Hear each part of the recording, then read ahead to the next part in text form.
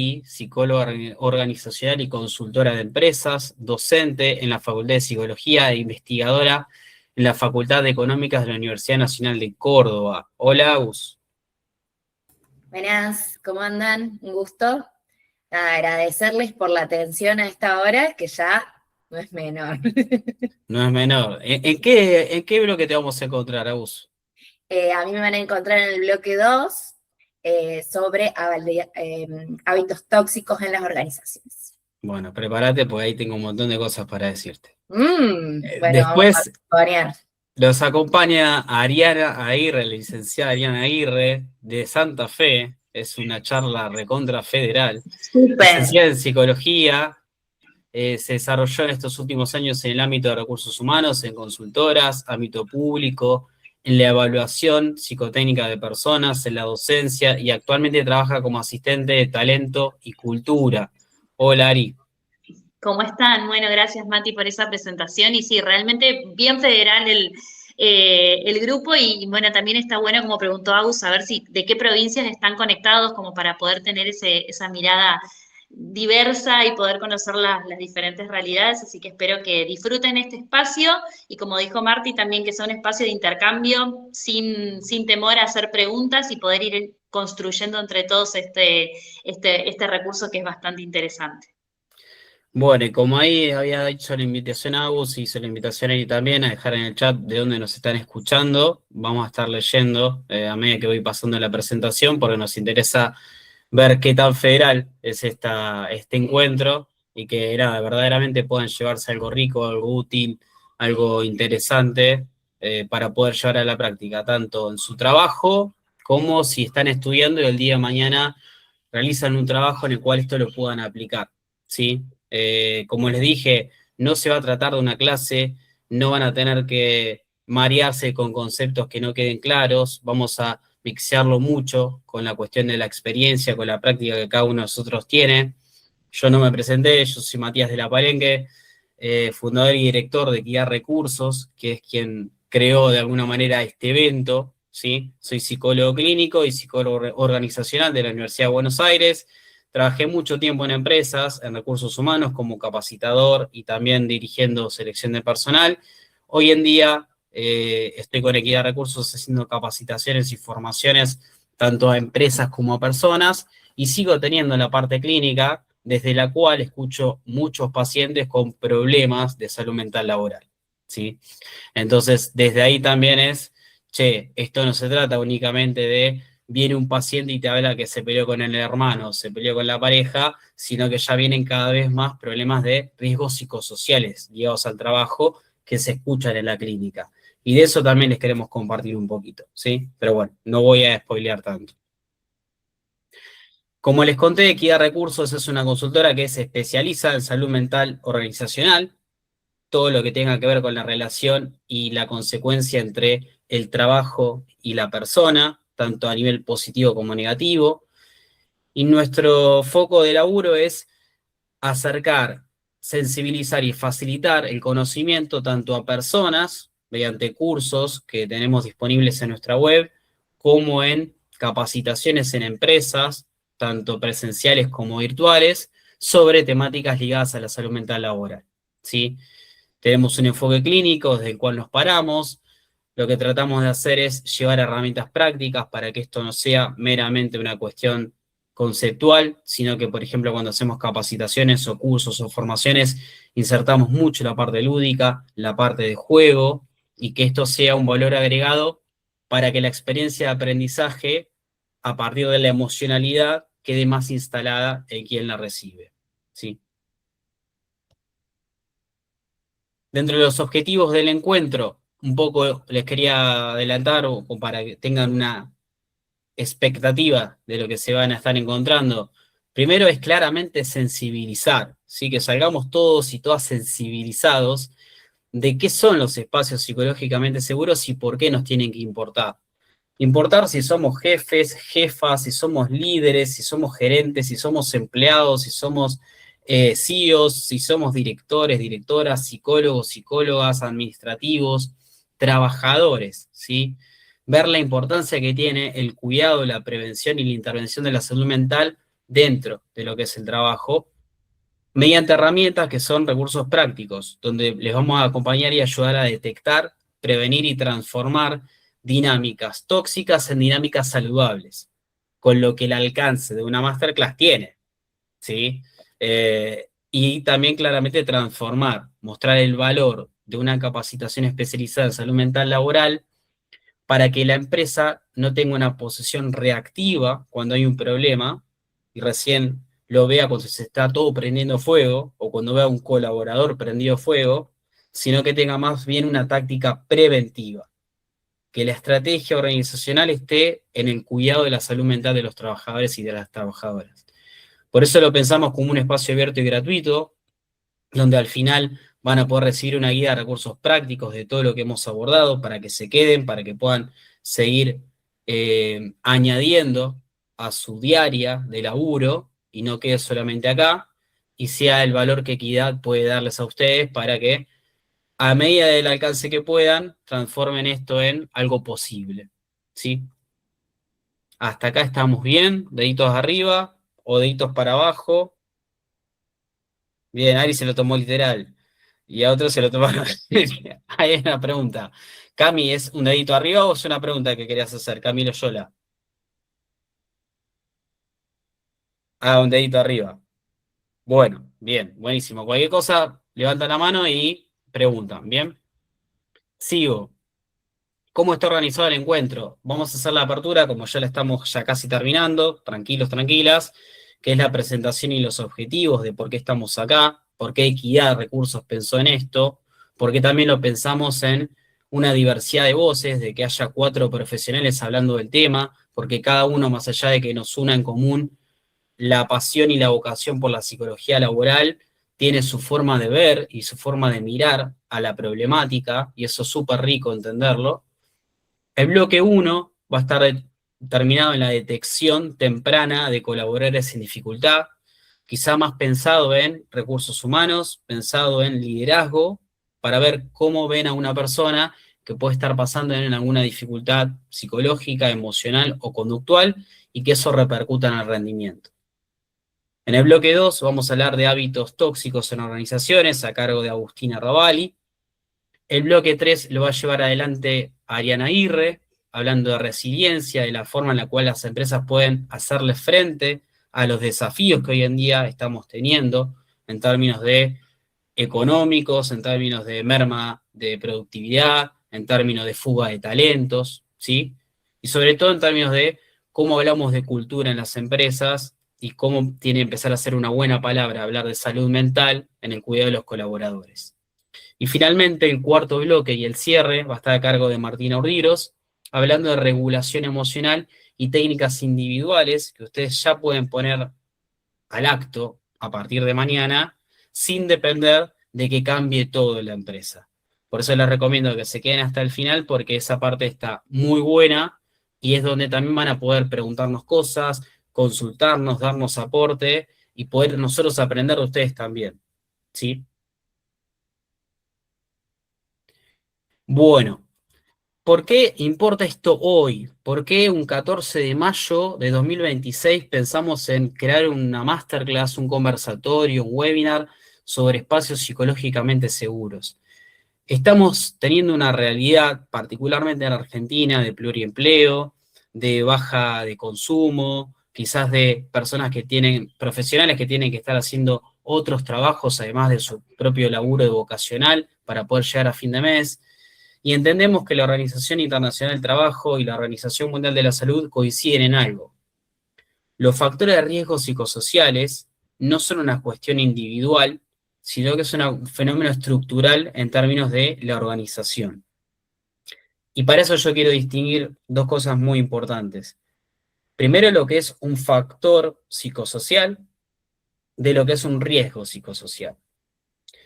Cuando hablamos de un factor psicosocial, estamos hablando de lo inherente a la empresa, que es el liderazgo, cómo está distribuido la carga de trabajo, la organización, el ambiente, la cultura. Son cuestiones que son neutras, que están siempre presentes, ¿sí? No son ni buenas ni malas, son factores, son condiciones. Ahora, esos factores se pueden volver riesgos cuando se gestionan mal. Cuando lo que es el tiempo, que es lo que le asigna a un trabajador para que haga algo, pasa a ser una carga excesiva. Eso transforma en un riesgo psicosocial, la carga excesiva de un colaborador. ¿Cuándo pasa a ser un liderazgo un factor de riesgo? Cuando ese liderazgo no coincide con lo que el grupo espera o necesita, y por ejemplo aparece un liderazgo autoritario. Entendemos que la autonomía es un factor psicosocial que si el trabajador no la percibe y siente que hay un control excesivo por sobre sus tareas, se transforma en un riesgo psicosocial. Entonces, el factor psicosocial de por sí no dice nada, es neutro. Pasa a ser riesgo cuando está mal diseñado, mal distribuido, y es ahí donde empezamos a ver los problemas tanto de salud mental, como en relacionales, como en salud emocional. Entendemos y claramente estamos de acuerdo, nosotros y nosotras, en que el bienestar de los trabajadores se traduce directamente en sostenibilidad y éxito empresarial. Hay muchas veces que hay resistencia por parte de las empresas a incorporar este tipo de temáticas a sus lugares, porque o hay una cuestión de sesgo de no hablar de salud mental o de la psicología en la empresa, o no hay mediciones adecuadas para entender por qué pasa lo que pasa, o también a veces puede haber una cuestión de resistencia al cambio y seguir trabajando igual aunque los trabajadores no la estén pasando bien. Entonces viene un ejemplo que dije ayer en una charla que tuve, en decir, bueno, a ver, hacemos un team building cada 2 meses, se ríen todos, sacamos 3 fotos, las subimos a LinkedIn y ya está, somos Great Place to Work. Y la realidad es que no debería ser así. Porque Luis, Juan, Jorgelina, Marcela, que fueron al team building, cuando van el lunes a trabajar, siguen con los mismos problemas. Entonces a veces se ataca lo superficial y no se va a lo estructural. Y desde este humilde lugar queremos tratar de visibilizar esto, que hay que ir a lo estructural. Y que tampoco es tan complicado, ¿eh? Este bloque, que es un poco el que tengo asignado, que espero que no me bombardee en mi casita, acá mis compañeras, también abro a que cualquier persona pueda debatir conmigo y tense la situación, nos daría mucha adrenalina, es la detección de colaboradores en dificultad, la detección temprana. Uno generalmente se da cuenta, y por experiencia lo vi, de que un colaborador puede estar en dificultad cuando hace 2 semanas que no viene a trabajar. Cuando hace un mes vemos que no sale a comer con el resto de los compañeros.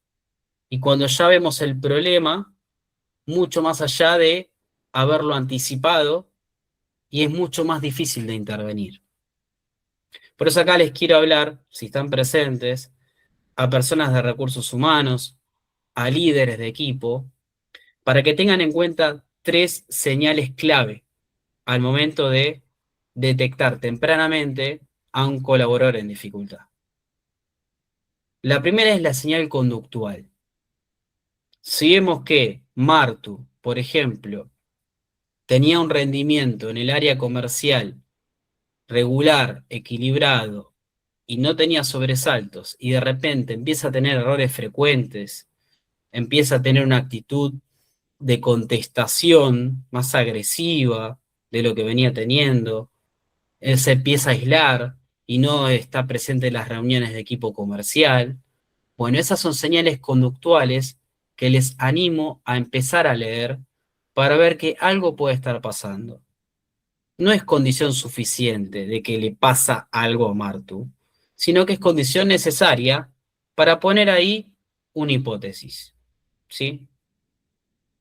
La segunda señal es la emocional, la irritabilidad, el llanto, la apatía, la sensación de desborde o despersonalización, que se ve mucho en el burnout. El burnout es una respuesta que viene luego de mantener un sistema de estrés crónico durante mucho tiempo. Es el estallido de protección, de despersonalizarme del trabajo porque si no, no lo puedo afrontar. Entonces, si vemos que hay respuestas irritativas, que hay colaboradores que lloran o que están angustiados o que no responden como lo venían haciendo, que están desmotivados, también ahí hay una señal de alarma de que puede haber un colaborador en dificultad y hay que hacer foco en eso. Y finalmente la señal relacional. Si hay una persona que usualmente en la media no tenía problemas con compañeros o con mandos medios y empieza a tener conflictos reiterados, tiene una retirada social, no participa de los after, no participa de los almuerzos, no participa de los eventos del trabajo y genera tensión con pares cuando antes no ocurría, bueno, esa conducta distinta a la habitual es algo que tempranamente tenemos que señalar, entender y ver qué puede estar pasando ahí.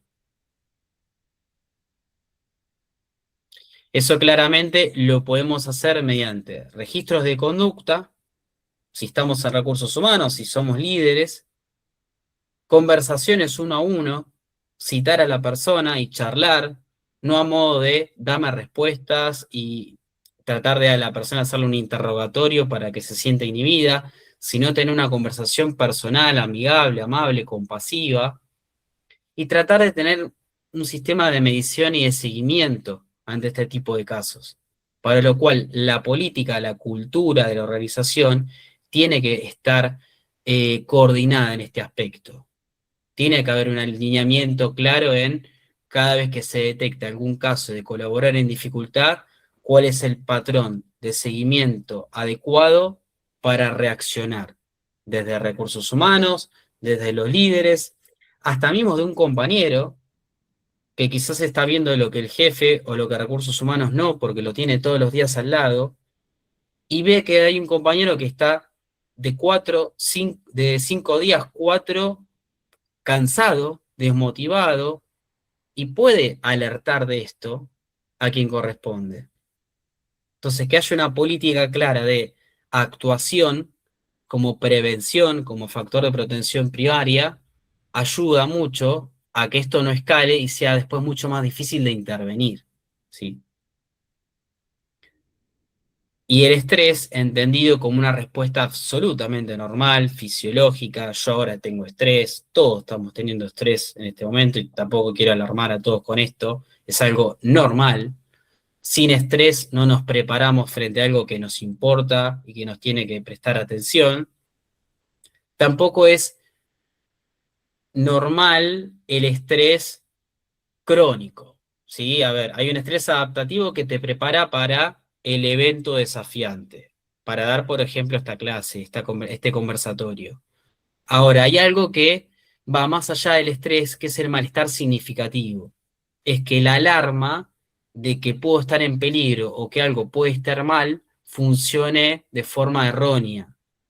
Entonces empiece a dar una respuesta disfuncional el estado de alarma de ese estrés. Empieza a sonar la sirena cuando una persona prende una hornalla en su casa y yo soy un bombero, y empieza a sonar la sirena cuando se está prendiendo fuego un banco. Y la realidad es que a una situación no se le debería demandar tanto tiempo de actuación y a otra sí. Y ahí es donde empieza a quedar invisibilizado lo importante de lo urgente y de lo prioritario. Siempre un nivel de estrés está bueno que suceda, pero cuando ya es crónico, cuando ya todo pareciera ser irritable para uno, es donde tenemos que darnos cuenta de que algo puede estar pasando. Por eso la detección temprana reduce el impacto organizacional de este estrés y protege la salud del colaborador, antes de que escale, ¿sí? Abro acá conversación a mis compañeras, a ustedes, para ver si quieren ampliar algo relacionado al estrés adaptativo y el malestar significativo, ¿no? Como dos cosas distintas.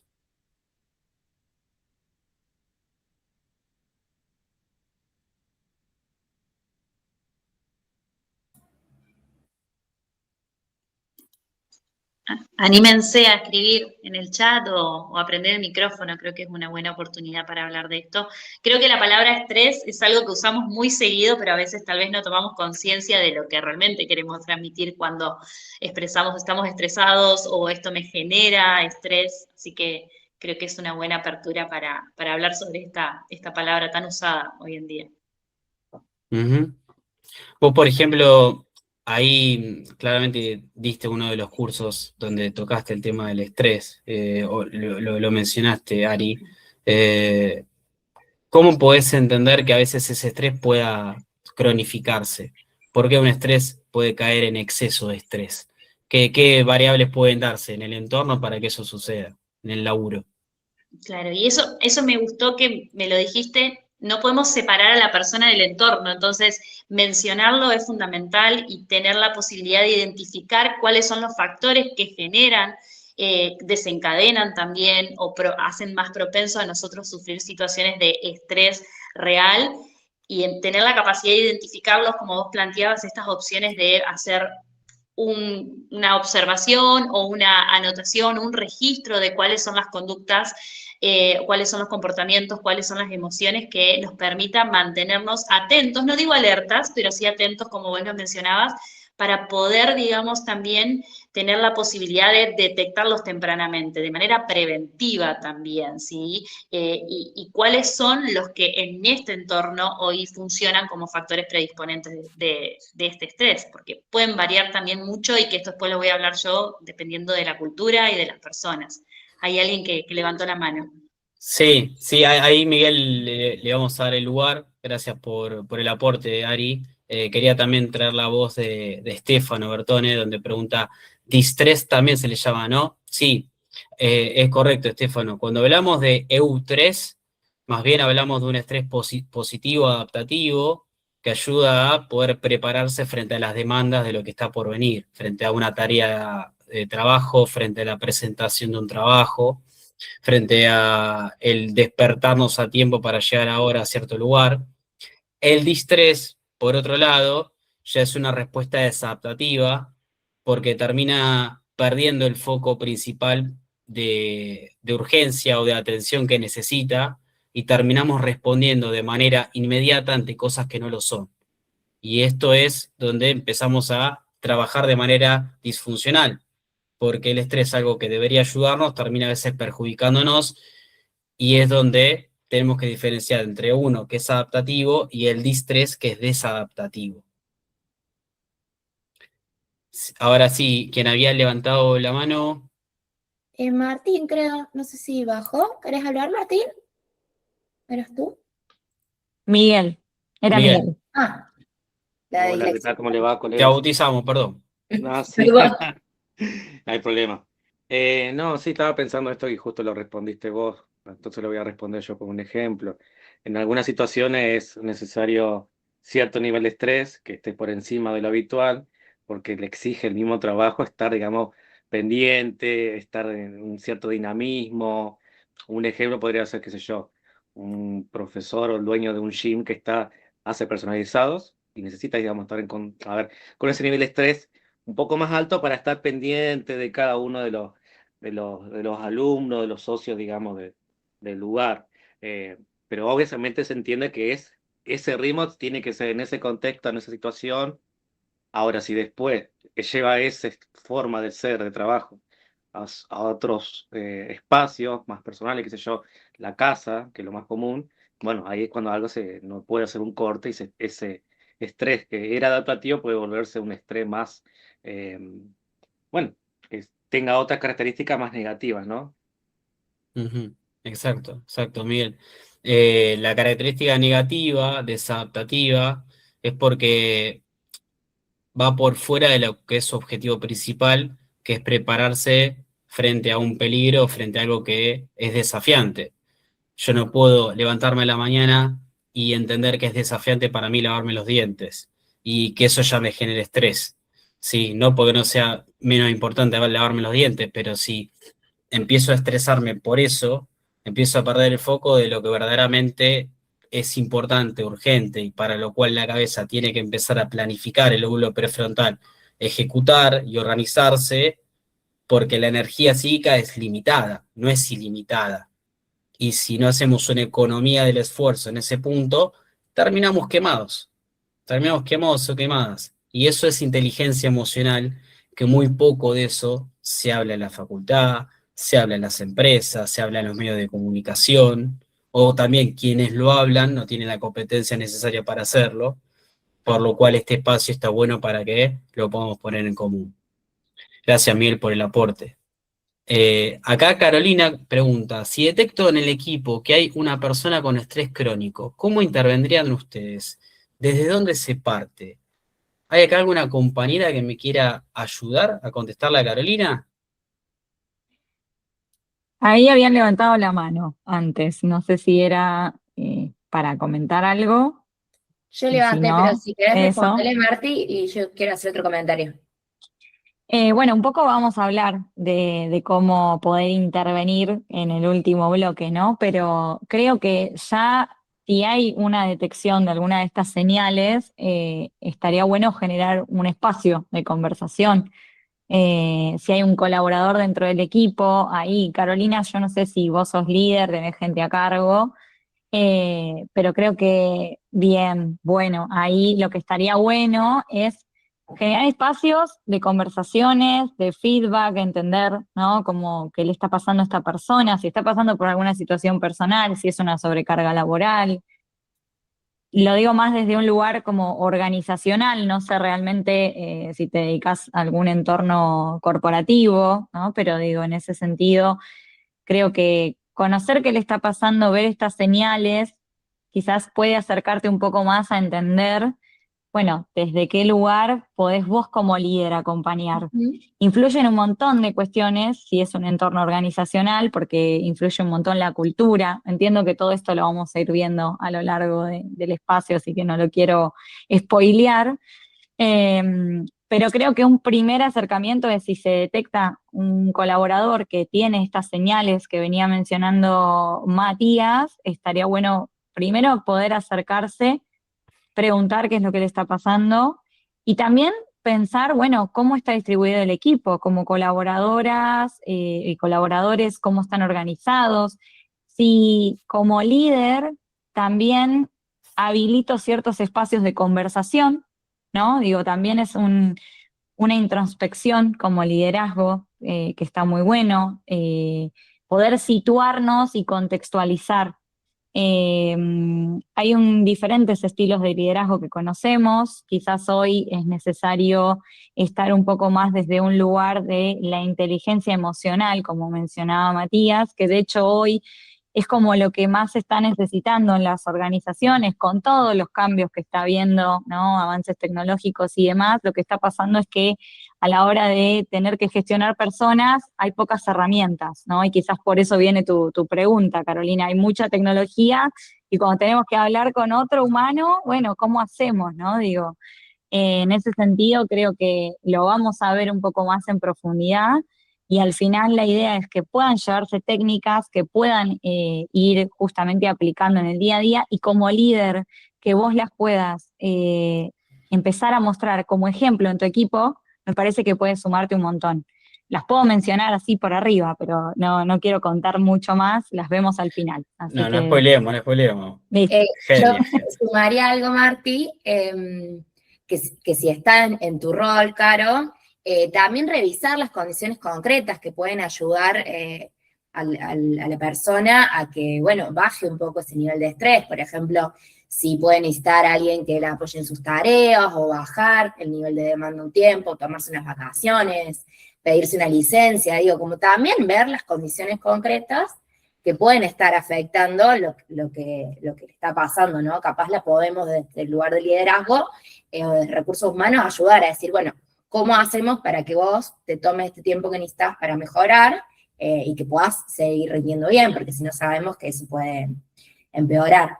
Y lo otro que quería agregar, en el sentido de lo que comentó Miguel, que me parece que es interesante agregar a lo que contaste, Mati, que lo que yo veo, al menos no sé cómo lo ve el resto, es que también cuando el estrés se cronifica, primero empiezan como estos alertas, ¿no? Constantes, como dice Mati, bueno, me levanto y estoy alerta, ¿no? Me llega un mensaje y estoy alerta, todo reacciono, pero también hay un momento cuando ya el estrés se cronifica mucho, que la persona entra en una apatía muy grande, ¿no? Y que a veces ni siquiera instancias, esto que decíamos, ¿no? Que te dan este estrés, pero este estrés lindo también de decir, bueno, esto, voy a participar de un conversatorio, digo, también ese trabajador, ese colaborador deja de sentir, ¿no? Como esa linda adrenalina, y eso se nota, como decía Mati, en la motivación, digamos, en la expectativa, en la participación, hay como un nivel de apatía, de no involucramiento, que también lo podemos ver, y que también a veces no tiene que ver con que a la persona no le importe,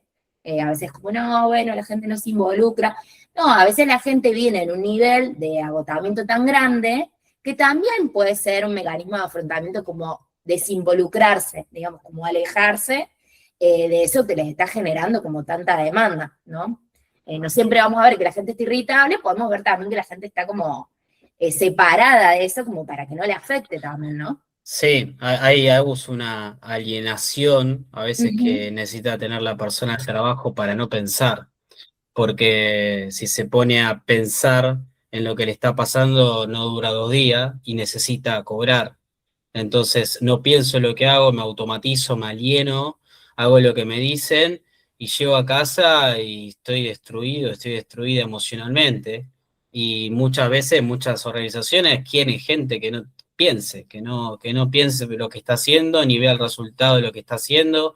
Y es un factor de riesgo enorme psicosocial, porque que uno no pueda ver el logro de lo que realiza, que no pueda sentir autonomías por sobre lo que hace, que no tenga apoyo social en lo que hace, que sienta inestabilidad laboral también, sobre todo en este momento. Fíjense que hay factores de riesgo que nos pueden venir desde, si somos docentes universitarios, desde la facultad toda como institución. Además, hay docentes universitarios que están manejando Uber, con lo cual hay otra institución que tiene sus propias reglas de juego, con sus propios factores y cultura que nos puede incidir, y además podemos tener un emprendimiento de venta, de compra-venta de ropa, que es otro riesgo y factor psicosocial de inestabilidad. O sea, hoy no solamente hablamos de un único lugar o institución por el pluriempleo, de donde podemos hacer ejemplos de cómo me afecta el trabajo a mi salud mental, sino de un montón de factores de riesgo psicosociales diversificados en todo este pluriempleo que tenemos que tener para poder solventar el día a día económicamente. Y pasa a ser muchísimo más complejo, porque puede ser que en la vida de una persona haya 3 culturas organizacionales distintas, y que una funcione, otra no funcione, otra funcione más o menos, y bueno, ahí es como que está el ser humano readaptándose permanentemente ante todo eso, y terminás explotando.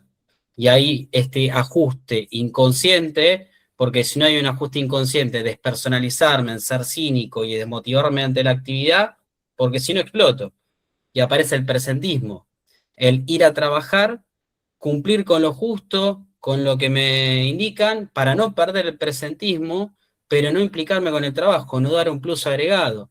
Y eso también trae consecuencias en la empresa en cuanto a la producción. Porque no te sirve un trabajador que esté desmotivado y que no esté satisfecho con lo que está haciendo, porque te va a producir menos y de menor calidad, porque no está de acuerdo con las condiciones.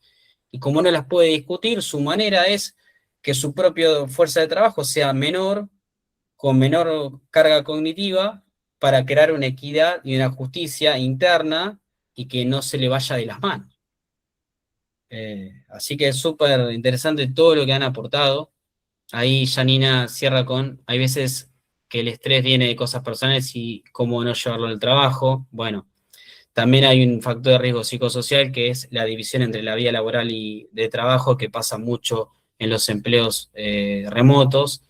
Y Miguel cierra con, ahí puede venir el aplacamiento subjetivo, el malestar psicológico concretamente, ¿no? Bueno, que aparece como consecuencia y en la empresa como una reacción más que en prevención. Por eso es importante apuntar a la prevención más que en la reacción, que cuando ya está todo mal salimos a buscar soluciones, porque termina siendo más difícil incluso solucionar. Bueno, excelente todo, hasta acá, dejo mi bloque, mi casita, le cedo lugar a la colega Agus, que les va a hablar de hábitos tóxicos en organizaciones. Acá estoy, estaba silenciada. Bueno, sigo yo. Pero me gusta el ritmo, o sea, conversemos. Yo hablo mucho, así que cualquier cosa, acá los colegas me interrumpen porque yo me engancho y no paro. El estrés me funciona así. Bueno, yo voy a hablar de hábitos tóxicos en organizaciones de cultura, voy a hablar puntualmente también. me parece importante hacer el enganche con lo que venimos charlando, o sea, es un bloque 2, pero va de la mano, ya fue saliendo un poco.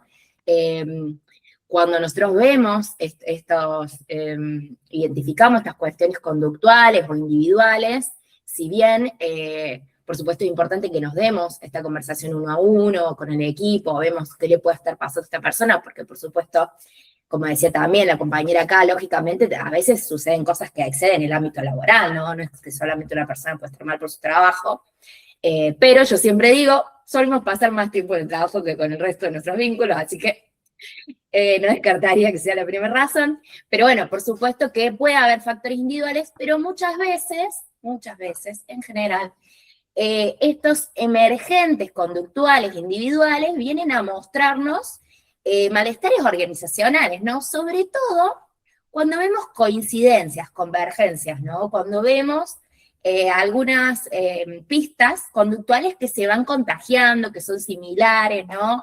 Y en esto yo veo mucho que tenemos cada vez más una cultura, ¿no? Lógicamente, por esto mismo que yo decía, que estamos todos, en general, con un estrés muy cronificado, entonces uno necesita vivir y no meterse, pero estamos como muy en esta salsa de, bueno, yo sigo con mi rumbo, ¿no? Entonces, no miramos al de al lado, digamos, no preguntamos, no sospechamos sobre eso que está sucediendo. Y lamentablemente hoy, si bien hay una gran apuesta sobre el bienestar laboral, las culturas organizacionales con hábitos tóxicos no es que son la excepción, digamos, como toda la vida, digamos, tenemos hábitos tóxicos, digamos, convivimos con ellos, bueno, un poco la tarea es ver cómo los reconocemos, los detectamos y tomamos acciones desde nuestro rol, ya seamos líderes, colaboradores, consultores, para poder paliarlos un poco, ¿no? Y sobre todo no sostenerlos. Esto es importante pensar que la cultura organizacional, digo, las organizaciones suelen tener como su declaración de valores, eso está muy bien, digamos, pero después hay que ver qué pasa en la cancha, ¿no? A veces eso hay congruencia, medianamente, y a veces hay un montón de valores declarados que uno ve que en la práctica no se condicen, digamos. Entonces, está bien como leer el manual y esas cuestiones, pero hay que ver qué es lo que sucede, ¿no? Y ahí tenemos, por una parte, lo que decía Mati, más lo conductual, vamos a ver qué es lo que le pasa a la gente, y en este sentido, las prácticas y los hábitos organizacionales moldean también la conducta de los individuos, porque nosotros no solo hacemos lo que nos dicen que hay que hacer, sino que imitamos, hacemos lo que vemos que está bien, hacemos lo que hace mi jefe, lo que hace mi compañero que está hace más tiempo, entonces la misma organización, sus hábitos van moldeando nuestra conducta.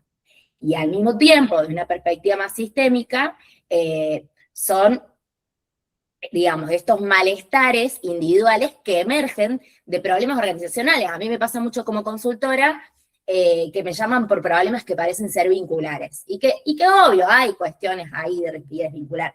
Pero si uno se pone a revisar, en general hay cuestiones de tareas, de roles, de jerarquías. Digo, hay cosas bien concretas de la organización del trabajo que están generando también esos conflictos, ¿no? Entonces, como tratar de no solo poner la lupa en el colega, en el colaborador, digamos, que por ahí necesita una mano individual, sino tratar de pensar un poco, por eso le decía también a Caro, creo, bueno, también pensemos, Caro, si esta persona tiene estrés, quizás necesita algo muy concreto, como que su puesto de trabajo ya no es para una sola persona, es para dos. Bueno, hay que ver si es una situación individual o hay algo de la estructura que podemos resolver para que esa persona haga bien su trabajo. En este sentido, yo les voy a contar, y acá, por favor, me van interrumpiendo, yo traje 4 hábitos, no 3, voy a hacer lo que quiera, porque soy rebelde. No, queda cancelada la exposición de Agustín Arrabal y pasamos directamente a Ariana.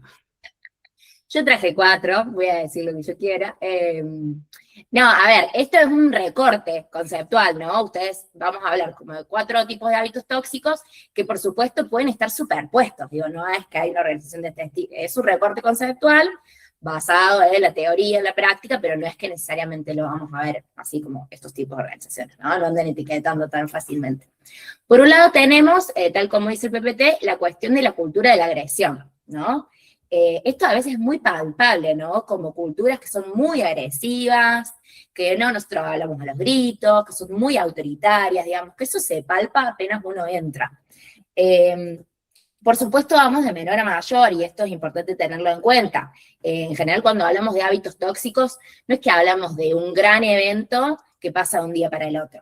No, estamos hablando de pequeñas prácticas que se van naturalizando, que se repiten, que como digo, lo hace mi compañero, lo hace mi jefe, entonces se legitima, voy aprendiendo que eso está bien y eso va creciendo, ¿no? Y a veces este tipo de culturas se sostienen en muchas microagresiones, ¿no? Por ejemplo, una cosa que he visto muy frecuentemente es como comentarios muy descalificativos en la forma de chiste, ¿no? Y hay como una defensiva, no, pero a nosotros nos da gracia, nosotros nos reímos, ¿no? No todos se ríen necesariamente, ¿no? Hay personas ahí que están vulneradas en una microagresión, que parece divertida y que si vos no te reís y no sos cómplice de esa cultura, bueno, estás como desenganchando, ¿no? Emergiendo un malestar. Y se siente, ¿no? Porque estás ahí y se corta un poco con tijera el chiste, ¿no? ¿Vieron cuando ya estamos en el chiste que decís, che, esto se está yendo a otro lado? Bueno, pasan estas cosas, ¿no? Reuniones donde capaz que el jefe o algún colaborador interrumpe sistemáticamente y la gente no puede terminar de dar su opinión. O bueno, que se invalida todo el tiempo las preocupaciones de la gente, como que está exagerando, como que, bueno, estas preocupaciones son ridículas. No tiene que ser un caso de violencia, bueno, física, grave, digamos. A veces son pequeñas cosas. Esto lo que podemos ver es que, lógicamente, si va avanzando, las distintas culturas del malestar, los hábitos tóxicos nos pueden llevar a ciertos riesgos, como decía Mati, como por ejemplo en este caso puede ser el acoso y la violencia del trabajo, porque lógicamente si nosotros tenemos una cultura que permite las microagresiones, ¿por qué después no va a emerger un caso más grave? Digamos, yo he intervenido en casos de violencia y lo que uno ve, como que te dicen, ay, ¿por qué pasó esto? ¿De dónde salió? Y bueno, claro, cuando uno se pone a reconstruir y a mirar la organización, viene habiendo una historia de cositas que se validan, ¿no? Hay una mano ahí, no sé. Sí, una mano mía. Voy a empezar a tensar un poco esto. Me encanta. No, quiero traer dos ejemplos personales que me ocurrieron cuando estás hablando a vos de la cuestión de la violencia, ¿no? Yo, de hecho, mi tesis de grado de la Facultad de Psicología fue a partir de Moving, de acoso laboral. Yo lo tomé como una cuestión de sublimación que hice con lo que estaba viendo en ese momento en una empresa, con una jefa en particular, donde iban las microagresiones desde el citarme para una reunión y que llegue 15 minutos tarde y que me diga, ay, llegué tarde porque vine del gimnasio y me tire el bolso del gimnasio arriba de la mesa, ¿no? Y me dé el tiempo de reunión de 10 minutos y no me termine diciendo nada importante y eso lo repita de forma sistemática.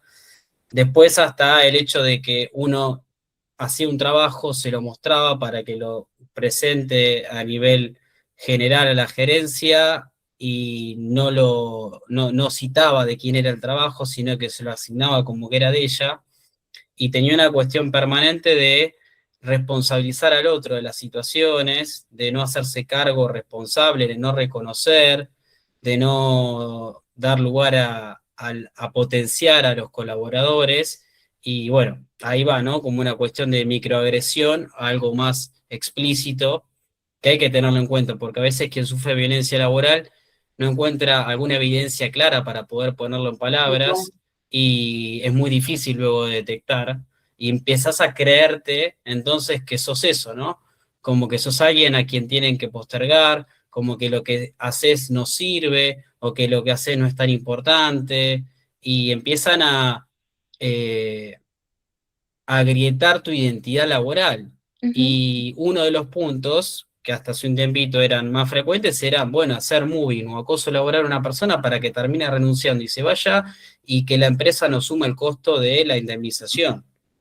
Y por eso las empresas incluso contrataban a líderes que tenían este rasgo psicopático de ser probablemente acosadores o que no les importe mucho la gente, si necesitaban que tengan este tipo de rasgo para acortar la plantilla. Quería aportar eso. Ahí, Mati, yo puedo retomar algunas cosas que están también en el chat, o si querés retomarlas vos, pero lo que voy a contar sigue de ahí. Y bueno, ¿no? Esto de, bueno, cuando uno habla, y ahí, Agus, te quería preguntar, ¿qué pasa con el silencio? ¿Qué pasa con el silencio en la cultura organizacional? Bueno, ¿No? Porque vamos un a poco hablar de traen silencio eso. también. Te voy a responder directamente siguiendo con el tema y en todo caso no vi el chat, yo me vas contando si hay algo más. Yo puse la cultura del silencio como otro hábito tóxico. Como les digo, ¿no? Tratemos de pensarlo como artificialmente. A veces esto se superpone, ¿no? Yo en las organizaciones lo veo parecido a lo que decían las personas, ¿no? Hay organizaciones que ya están tan desgastadas que lo que queda es el silencio, ¿no? Como la apatía totalmente extendida, ¿no? Ahí vemos verbalizaciones como, vos acá haces la tuya, no te metas, no importa que vos opines, no va a importar. ¿Qué empieza a pasar muchas veces en esas organizaciones? Los colaboradores, que a veces tienen muchos años, porque suelen ser organizaciones de más data, pasa mucho en las instituciones públicas, tienen experiencia, saben lo que va a pasar, ya no lo dicen, ya no se meten, ¿no? Porque están acostumbrados a liderazgos que no escuchan, digamos, que siguen, entonces usualmente directamente no opinan, dejan discurrir, o sea, es una organización que tiene muchos errores, que tiene mucha ineficiencia, porque los colaboradores hacen lo que le toque, lo que se puede, no se meten, y en última instancia, la organización termina operando por lugares como más de pasilleo, digo yo, ¿no? Como que se generan otras conversaciones laterales, diagonales, donde la estructura ya no es lineal, porque yo no hablo con mi jefe, hablo por el costado, y se van sucediendo otras cosas. Por supuesto, para responderte, Marti, y ahí me parece que hay una mano a Lari, muchas veces la violencia y el silencio van de la mano, ¿no? Porque hay mucha gente que se ha sentido agredida, violentada, acosada, y que no se va a esa organización por alguna razón, y termina optando por irse al molde, ¿no? Porque además ya la han movido de área, ha sido victimizada, entonces puede ir de la mano, pero para mí suelen ser, en mi experiencia, etapas distintas, como que la agresión emerge primero, y el silencio ya viene cuando hay como lazos ya un poco más rotos. Súper. Yo, Agus, quería agregar un poco al aporte que lo trajiste vos y que también me sirve como para preguntarle a quienes están también acá presentes, quienes hayan atravesado tal vez por instituciones públicas, donde recuerdo cuando yo hice la tesis casi del mismo tema que Mati, también me dediqué a violencia laboral y a moving específicamente. Y uno de los temas a la hora de rendir mi tesis, una de las preguntas que a mí me movió un poco de mi estructura de presentación fue cómo podría yo erradicar esas microagresiones en estructuras sumamente rígidas y verticalísticas. Y generalmente el ámbito público tiene una verticalidad bastante evidente y observable que muchas veces hace más difícil el trabajo de nosotros los profesionales o de quienes, cualquiera que quiere erradicar, digamos, estos hábitos.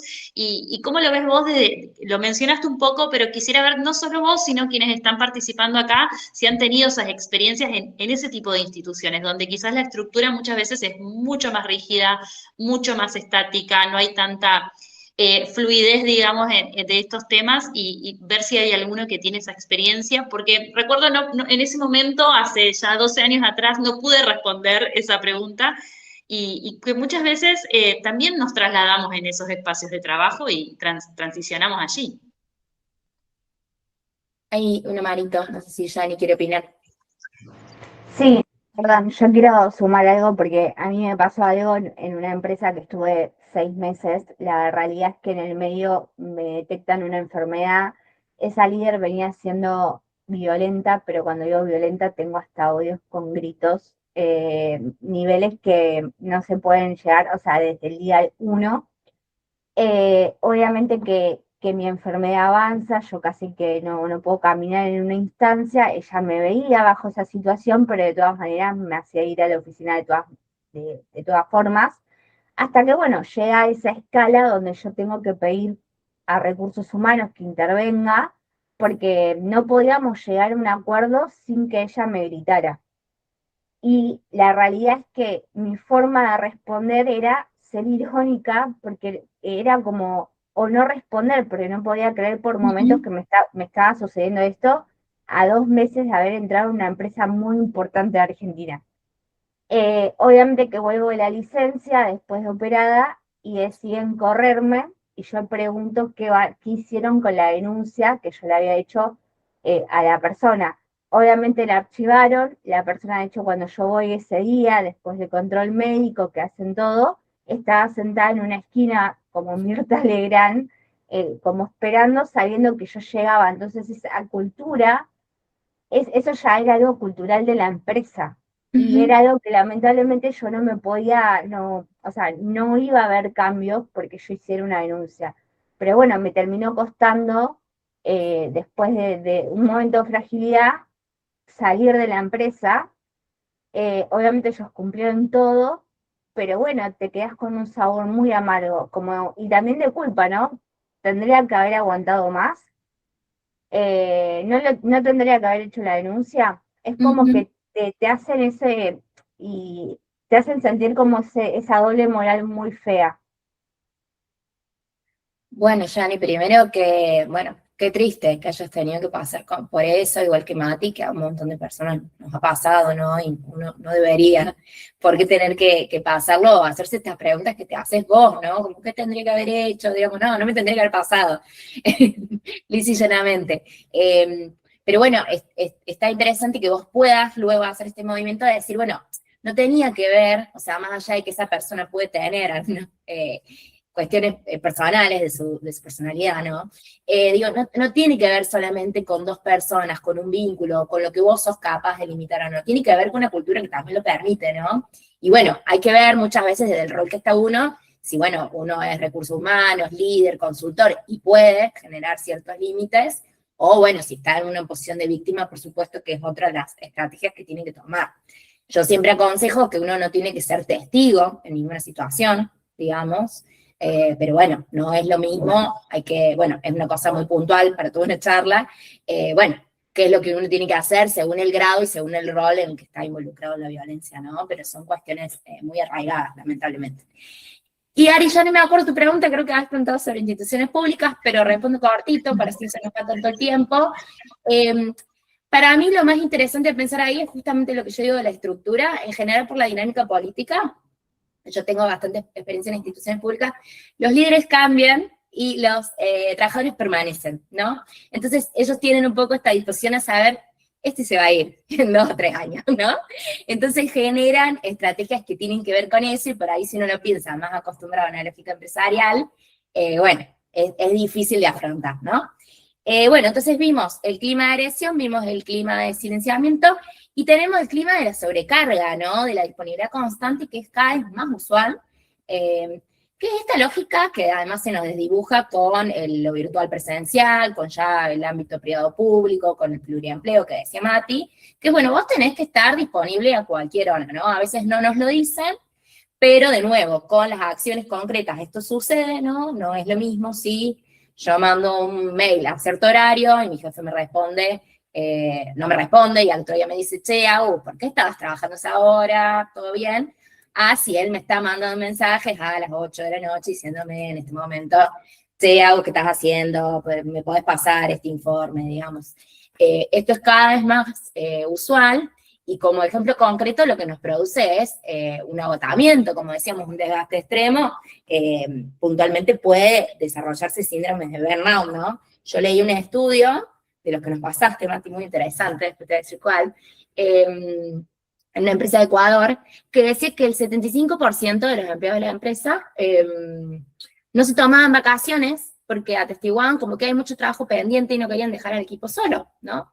Entonces se genera como esta identificación de la autoexigencia, las personas la internalizan, como si fuera una identidad laboral, ¿no? Esto de ponerse la camiseta, ¿no? Y va generando una cultura de la hiperdisponibilidad y de los factores de riesgo. Bueno, y para seguir, ¿qué tenemos ahí? Liderazgo. Bueno, voy avanzando. Bueno, los líderes, esto es muy importante, ¿no? Porque yo siempre digo que los líderes son amplificadores culturales. Esto puede ser para bien o para mal, ¿no? En este ejemplo que yo daba de la disponibilidad constante, ¿no? El líder un poco nos da como es como papá y mamá en la infancia, ¿no? Nos dice que está bien o que no. puede pasar, depende de cómo sea la organización, ¿no? Pero en general los liderazgos nos están habilitando qué es lo que hay que hacer con las normas explícitas e implícitas, ¿no? Entonces, si tenemos liderazgos que son autoritarios, a veces ni siquiera que son autoritarios así como lisa y llanamente, el ejemplo que daba Mati me parece muy valioso de traer. A veces son ambiguos, ¿no? Te posponen reuniones, te dicen un horario, después otro, te dan una tarea, te la sacan. Eso es sumamente violento, digamos, y genera un montón de prácticas que afectan, digamos, la cultura, porque uno está con estas culturas en una lógica de la hipervigilancia, ¿no? Termina como sintiendo un poco que siempre va a fallar, que no hay cosa que uno pueda hacer, digamos, que la va a hacer mal, básicamente. Entonces, bueno, acá es donde la capacitación a los liderazgos, digamos, o, bueno, valorar el rol que ustedes tienen como líderes, si lo son, o si vamos a intervenir, por ejemplo, a mí siempre que me llaman a una consultoría trato de ver como, bueno, quiénes van a estar involucrados, digo, vamos a poder involucrar a los líderes, porque ahí es donde se juega una cosa muy importante. Si yo me pongo a darle talleres de formación a los trabajadores, a los colaboradores sobre violencia, pero los líderes no van, digamos, y ellos después van a seguir manteniendo la dinámica cultural de la organización, y bueno, la pobre gente que va al taller a decirme todo lo que les pasa, y bueno, van a seguir siendo víctimas o partes de una cultura que está normalizada por sus líderes, ¿no? Entonces, bueno, acá un poco pensar eso, cómo podemos pasar de liderazgos autoritarios a liderazgos más participativos.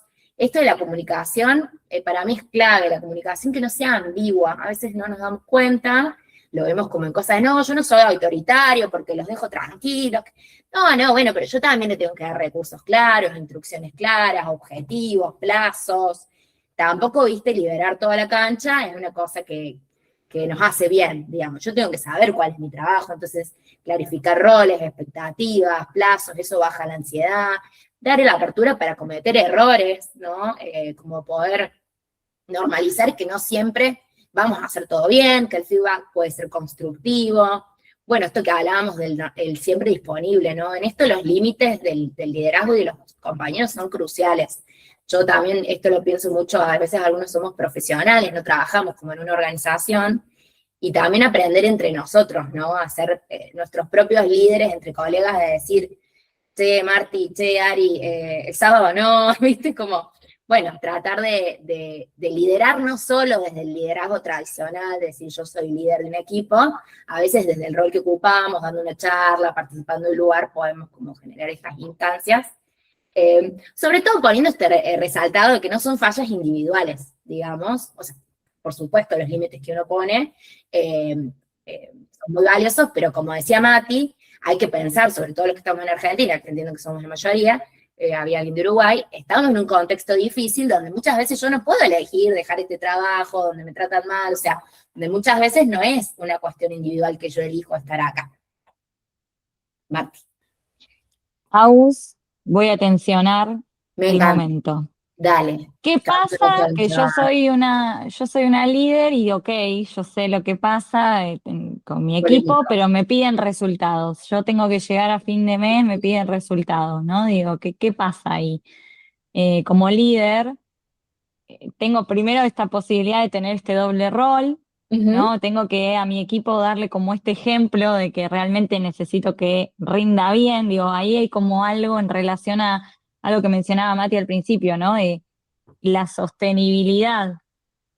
Y ahí un poco te pregunto, ¿qué pasa si a mí me corre el resultado y veo que mi equipo está todo quemado, ¿no? Digo, todo roto. Bueno, es que eso es lo que pasa, ¿no? Porque es lo que vemos en general, nos llaman los líderes o los gerentes, los trabajadores están preocupados por su salud mental y los líderes están preocupados por sus resultados, que también es su salud mental. Y no hay una alineación ahí, ¿no? Si estamos en el lugar de líderes, ¿no? Si no estamos como pudiendo modificar las condiciones, yo lo que diría es siempre este resaltado que hago de la comunicación y el encuadre, ¿no? Como poder acordar uno con su equipo, con sus colaboradores, qué es lo que necesita cada uno, ¿no? Poder tener estas conversaciones, ya sea uno a uno o en equipo, para clarificar, ¿no? Porque muchas veces la atención de los resultados es apretar, lisa y llanamente, y bueno, depende de la antigüedad que tengas, puede ser que eso responda de distintas maneras, ¿no? Y a veces es como poder tener estas conversaciones del caso que decía Carolina, creo, bueno, estás un poco sobrepasada. Bueno, podemos llegar al sábado con este informe y después te tomas 2 días, o sea, como poder hacer estas negociaciones que lógicamente, bueno, cuando uno tiene que demostrar resultados, bueno, le pasará también si hay colegas que están en el área de recursos humanos, que tienen que velar por los trabajadores, pero también velar por la empresa. Digo, yo justo soy consultora externa, así que me viene bien la atención de Marti, yo lo veo de otro lugar, pero me parece que siempre hay que tratar de acordar, de tener esa conversación sincera. Sí, a ver, me parece que está bueno, está piola lo que contestaste a vos, a Marto ahí que estuvo tensando, voy a defender tu casita también. ¿Mi casita? Y sí, y por un lado decir también de que el que está apurado por resultados sigue creyendo que el resultado va por un lado y bienestar va por otro.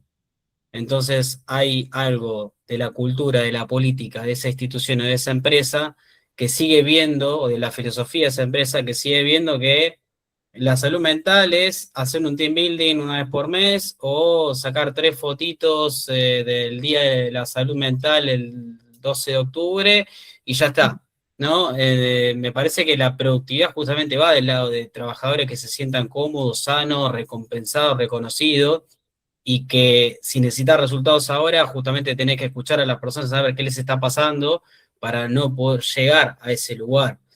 Hay estadísticas ligadas a que el 40% de las bajas laborales, tanto en renuncias, en cambio de trabajo, en licencias psiquiátricas, son por problemas de salud mental. Y que la productividad en sí misma de una organización depende en gran parte del nivel de implicancia y de satisfacción que siente el trabajador en lo que está haciendo. El si doy un plus agregado o no lo doy. ¿Me están tratando de una manera como para dar ese plus o me están tratando y solamente me están apretando? Porque sí, puede pasar que en un call center de ventas, bajo presión, la gente dé resultado, pero ese resultado es un costo enorme de que después a la primera de cambio apenas tienen un laburo de otra cosa, Sí, se les va a ir la gente. No es sustentable. Y también estoy teniendo resultados porque estoy apretando a la gente y el clima termina siendo horrible. Y sí, el gerente y el presidente tienen un montón de dinero de esa empresa, pero es a costo de que el grupo, de que el equipo esté absolutamente agotado y que a la primera de cambio empiecen a faltar, empiecen a renunciar, el índice de rotación de la empresa sea de 2 meses, salgan a tener que buscar 20 personas nuevas para la venta porque te acaban de renunciar 10. O sea, se ve muy el corto plazo. Claro. Y se ve por un lado la cuestión del rendimiento y por otro lado la cuestión de cómo se sienten las personas para ejecutar ese rendimiento. Y tiene que ir por el mismo lugar. No, ni hablar, porque son todos climas que afectan la seguridad psicológica al final, digamos, de las personas, el contrato que tienen con la expectativa de la empresa.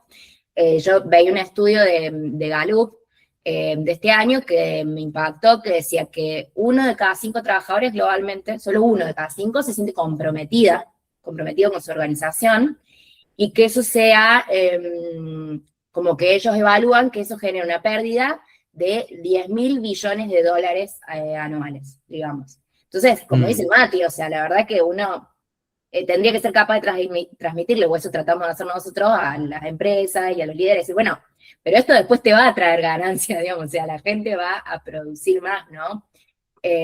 Porque además, otra cosa que veo mucho, ya me callo, es un aumento también de las conductas adictivas o de la compulsión al trabajo, ¿no? Como que, de última, si alguien se mantiene trabajando, es a base de ciertos consumos o de ciertos ritmos que no son sustentables, digamos, que no se van a mantener en el tiempo. Y bueno, estas consecuencias las vamos a ver en algún momento, o las estamos viendo. Sí, totalmente. Perdón, Agus, como moderador, que yo mismo me asigné como moderador, pero creo que fui votado democráticamente. Voy a asignar el tiempo ahora a la finalización del bloque de Agus, sumando una cosita nada más, que es que la verdad que no hay una representación fuerte, importante, legítima y de conocimiento en los grandes medios de comunicación, hasta en los streaming. Le diría que hoy en día un medio de comunicación importante son los streaming, donde haya gente competente hablando de esto. No hay. Entonces es muy difícil hacer masivo este mensaje, que no quede únicamente en estos espacios que son recontra importantes, para que más personas se enteren de esto, ¿no? De que no es que va la productividad por un lado y la salud mental por otro, y de que todo quede en, a fin de año le regalamos una caja de fin de año con, no sé, con pan dulce, con sidra, con un montón de cosas, y pensamos que los trabajadores van a quedar contentos con eso, cuando durante todo el año estuvieron sufriendo, porque quizás probablemente participen en las pérdidas de la empresa, renunciando, echándolos o reduciéndolos del sueldo, pero no participen en las ganancias, y cuando participan en las ganancias es en el 5%, asignándoles un bono específico, y que la brecha sea recontra amplia. Y que un trabajador participe en las ganancias también es que pueda ser parte de que se le cuide su salud mental como una cuestión de derecho y no como una cuestión de privilegio o de frutilla del postre, como algo extra. Nada, eso nada más. Le doy el paso a Ari. Muchas gracias, Agus, por lo que dijiste, recontra claro. Y seguimos con la casita de Ari. Bueno, gracias. La verdad que súper interesante y también muy sensible todo lo que mencionó también Agus. Yo ahora traigo como un espacio más de amor y brillitos, digo yo, porque vamos a hablar de dos temas inicialmente que es importante poder traerlos y poder.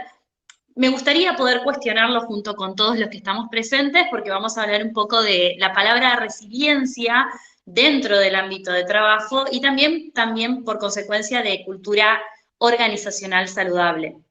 Y quiero acá como empezar un poco con algo bien honesto y quiero que me vayan compartiendo su experiencia y creo que lo fuimos confirmando con todo lo que fueron comentando. Muchas veces en recursos humanos hablamos constantemente de bienestar, pero ¿qué pasa? Paralelamente existen estructuras que generan malestar y que esas estructuras siguen intactas y por eso toda esta presentación que hizo Mati y que hizo Agus fue sumamente interesante.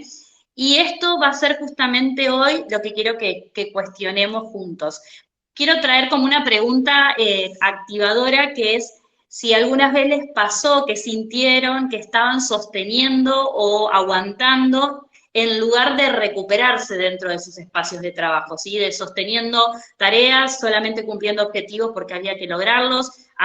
Marty nos trajo esta pregunta que creo que desencadenó bastantes respuestas interesantes, y si alguna vez lo vivieron, esto de tener que sostener, porque bueno, había que hacerlo, porque es el sueldo de todos los meses, porque es una necesidad, y como muchas veces en vez de recuperarnos, mantenemos ese tipo de vinculación con los ámbitos de trabajo.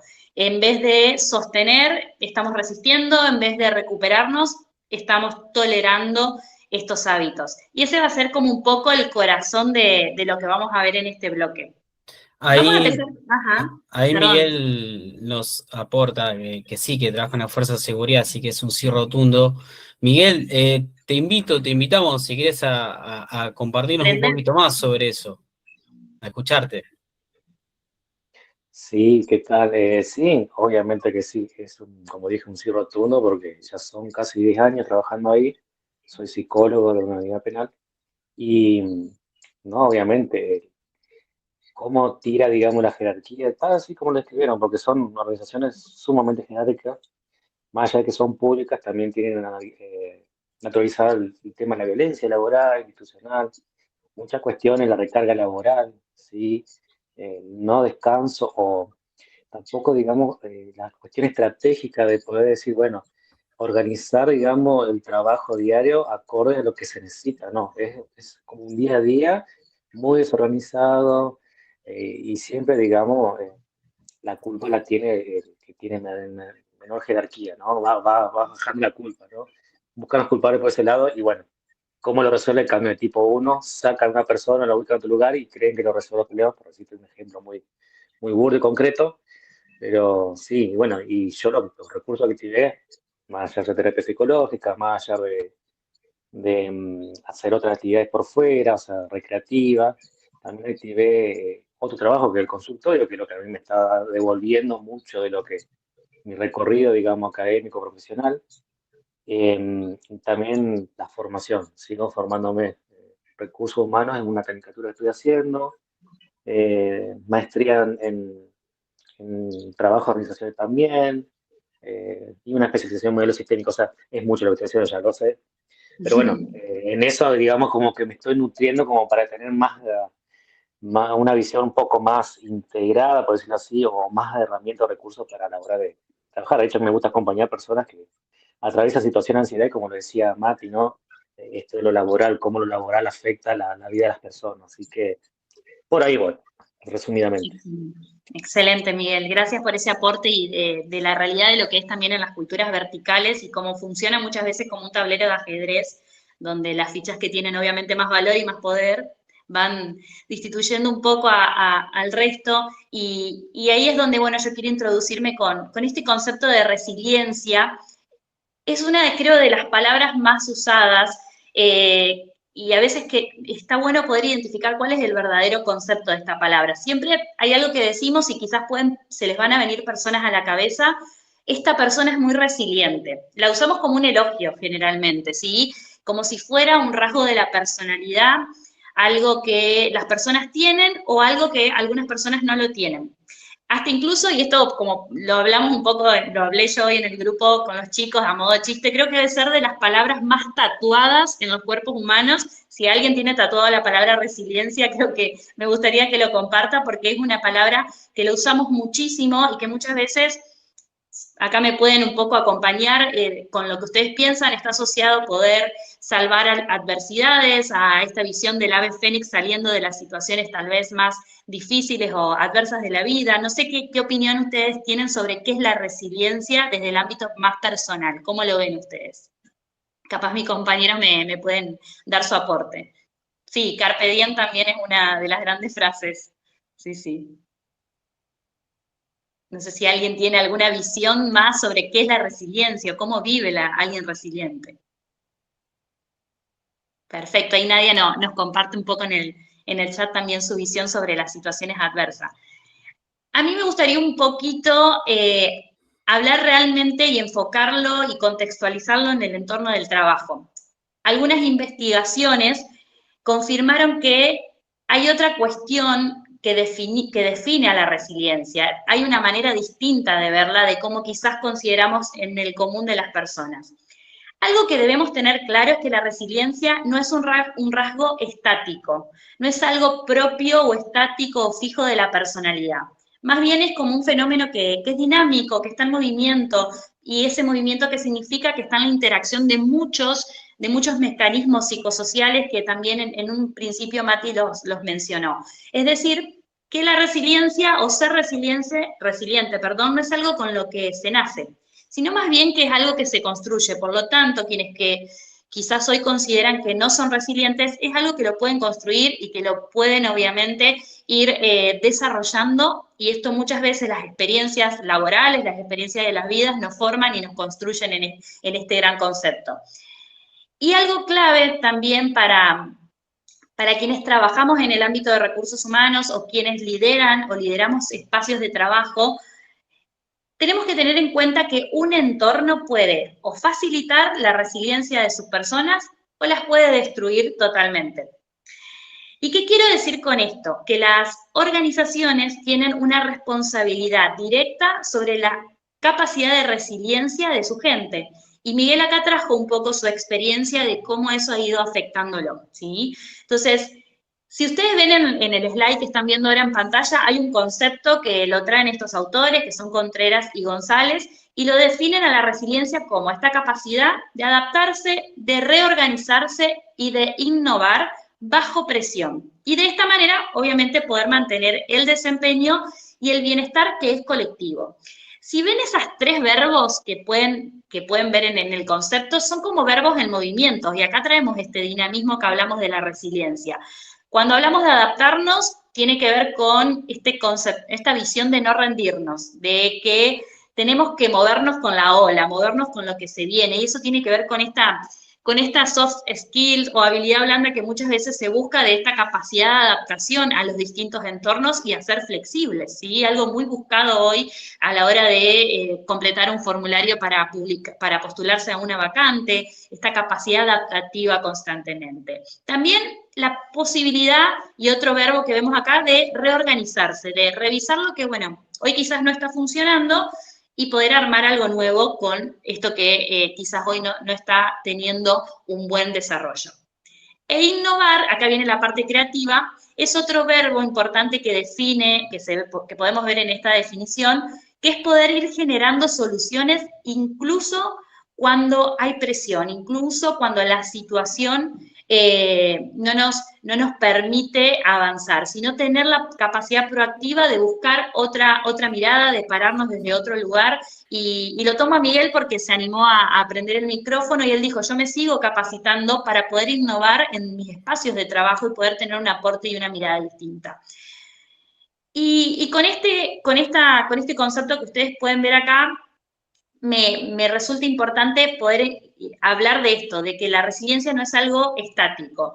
Entonces, constantemente podemos desarrollarla y constantemente también podemos disminuir esa capacidad de resiliencia si el entorno, si la organización no colabora y no nos acompaña en ese proceso, ¿sí? Pero quiero también hablar de esta última palabrita que tiene que ver con lo colectivo.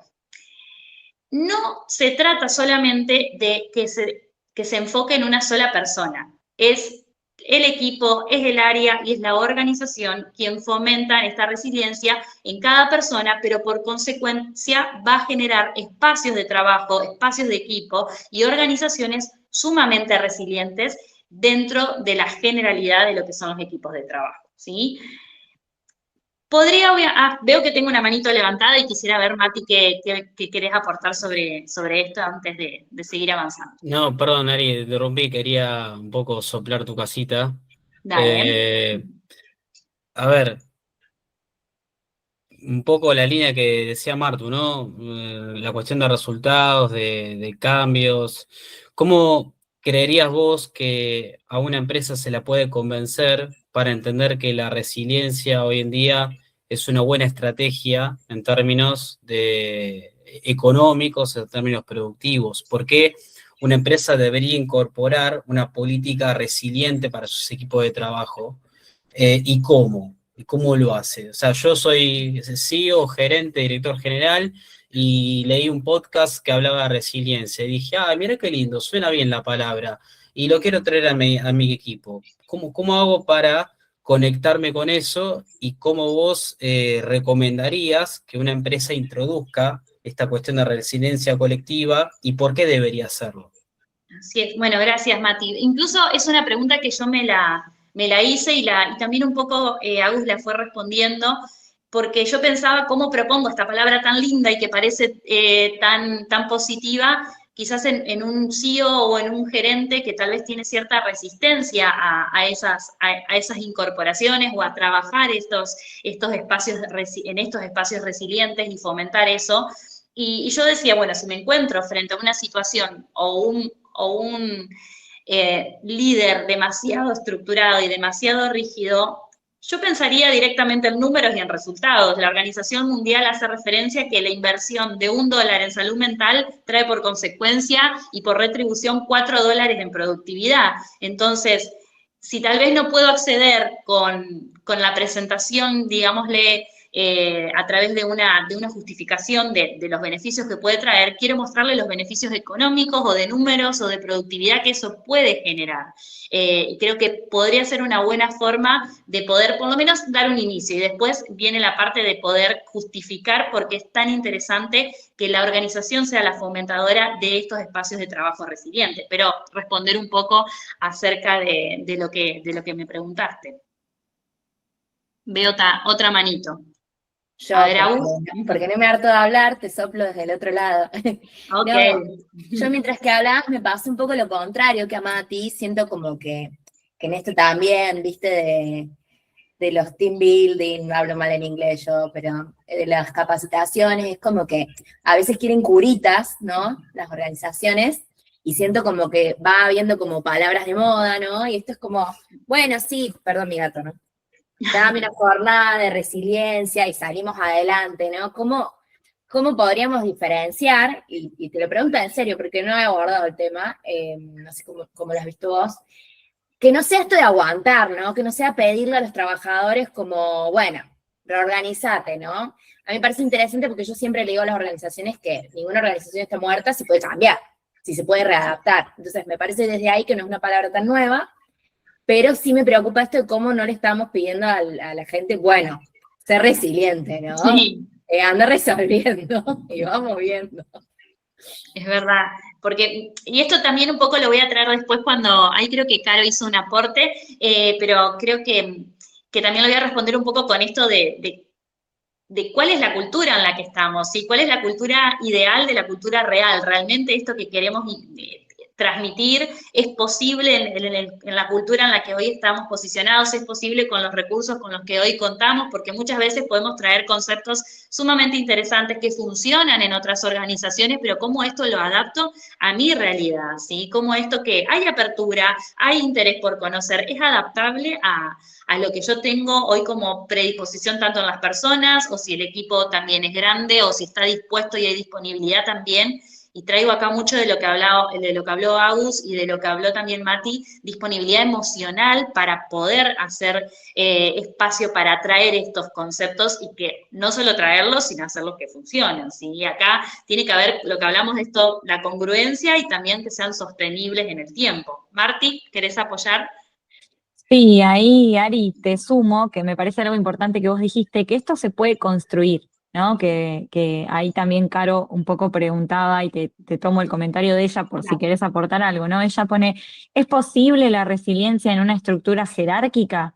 Y tomo un poco lo que vos decís y también va por ese lado, ¿no? Mi posibilidad de intervenir con esto de que si es algo que nosotros podemos desarrollar, y pensando en todo lo que se viene hablando de la cultura, que la cultura se está moldeando con hábitos, ¿no? Que se van incorporando, sí, desde ciertas figuras que tienen mucha influencia dentro de la organización, la compañía, el lugar en el que se está trabajando, se empieza a mostrar justamente una persona resiliente, lo que vamos a poder hacer es que esto se empiece a generar, a hacer carne en los demás, ¿no? Claro, que contagie. Uh-huh. Y bueno, en ese sentido, cambiar un poco estos hábitos, que aquellas personas que son más influentes o que tienen un lugar bastante protagónico dentro de la organización, el espacio, puedan empezar a justamente trabajar estos temas, ¿no? Hay algo que por lo menos yo veo mucho en el entorno organizacional, que es el tema del error, ¿no? Como que hay un error y no se dice que hay un error, ¿no? No, es como que está mal visto el error. Y cambiar esa cultura y tomar el error desde otro lugar, porque sí, va a tener un impacto obviamente en el resultado, pero ¿qué pasa si yo me equivoco y ni siquiera se lo cuento a mi jefe? O mi jefe se entera 3 días después. Bueno, probablemente ese error ya se hizo más grande. ¿Por qué no se lo conté a mi jefe? Mi jefe habilitó ese lugar de escucha para poder trabajar sobre estos errores que pueden surgir, porque somos humanos, ¿no? Digo, no, también es esto. Y si encima estamos bajo presión, y si encima estamos justos, y tenemos también esta posibilidad, queremos como, digo, hay un millón de variables y factores que intervienen en que, y hay espacios que habilitan este tipo de conversaciones, que con imagen muestro, ¿no? O sea, realmente me muestro resiliente, puedo contagiarlo en el resto, puedo hacer hábito de eso y puedo obviamente llevarlo a más personas. Desde ese lugar es que se puede construir este tipo de cultura mucho más saludable, ¿no?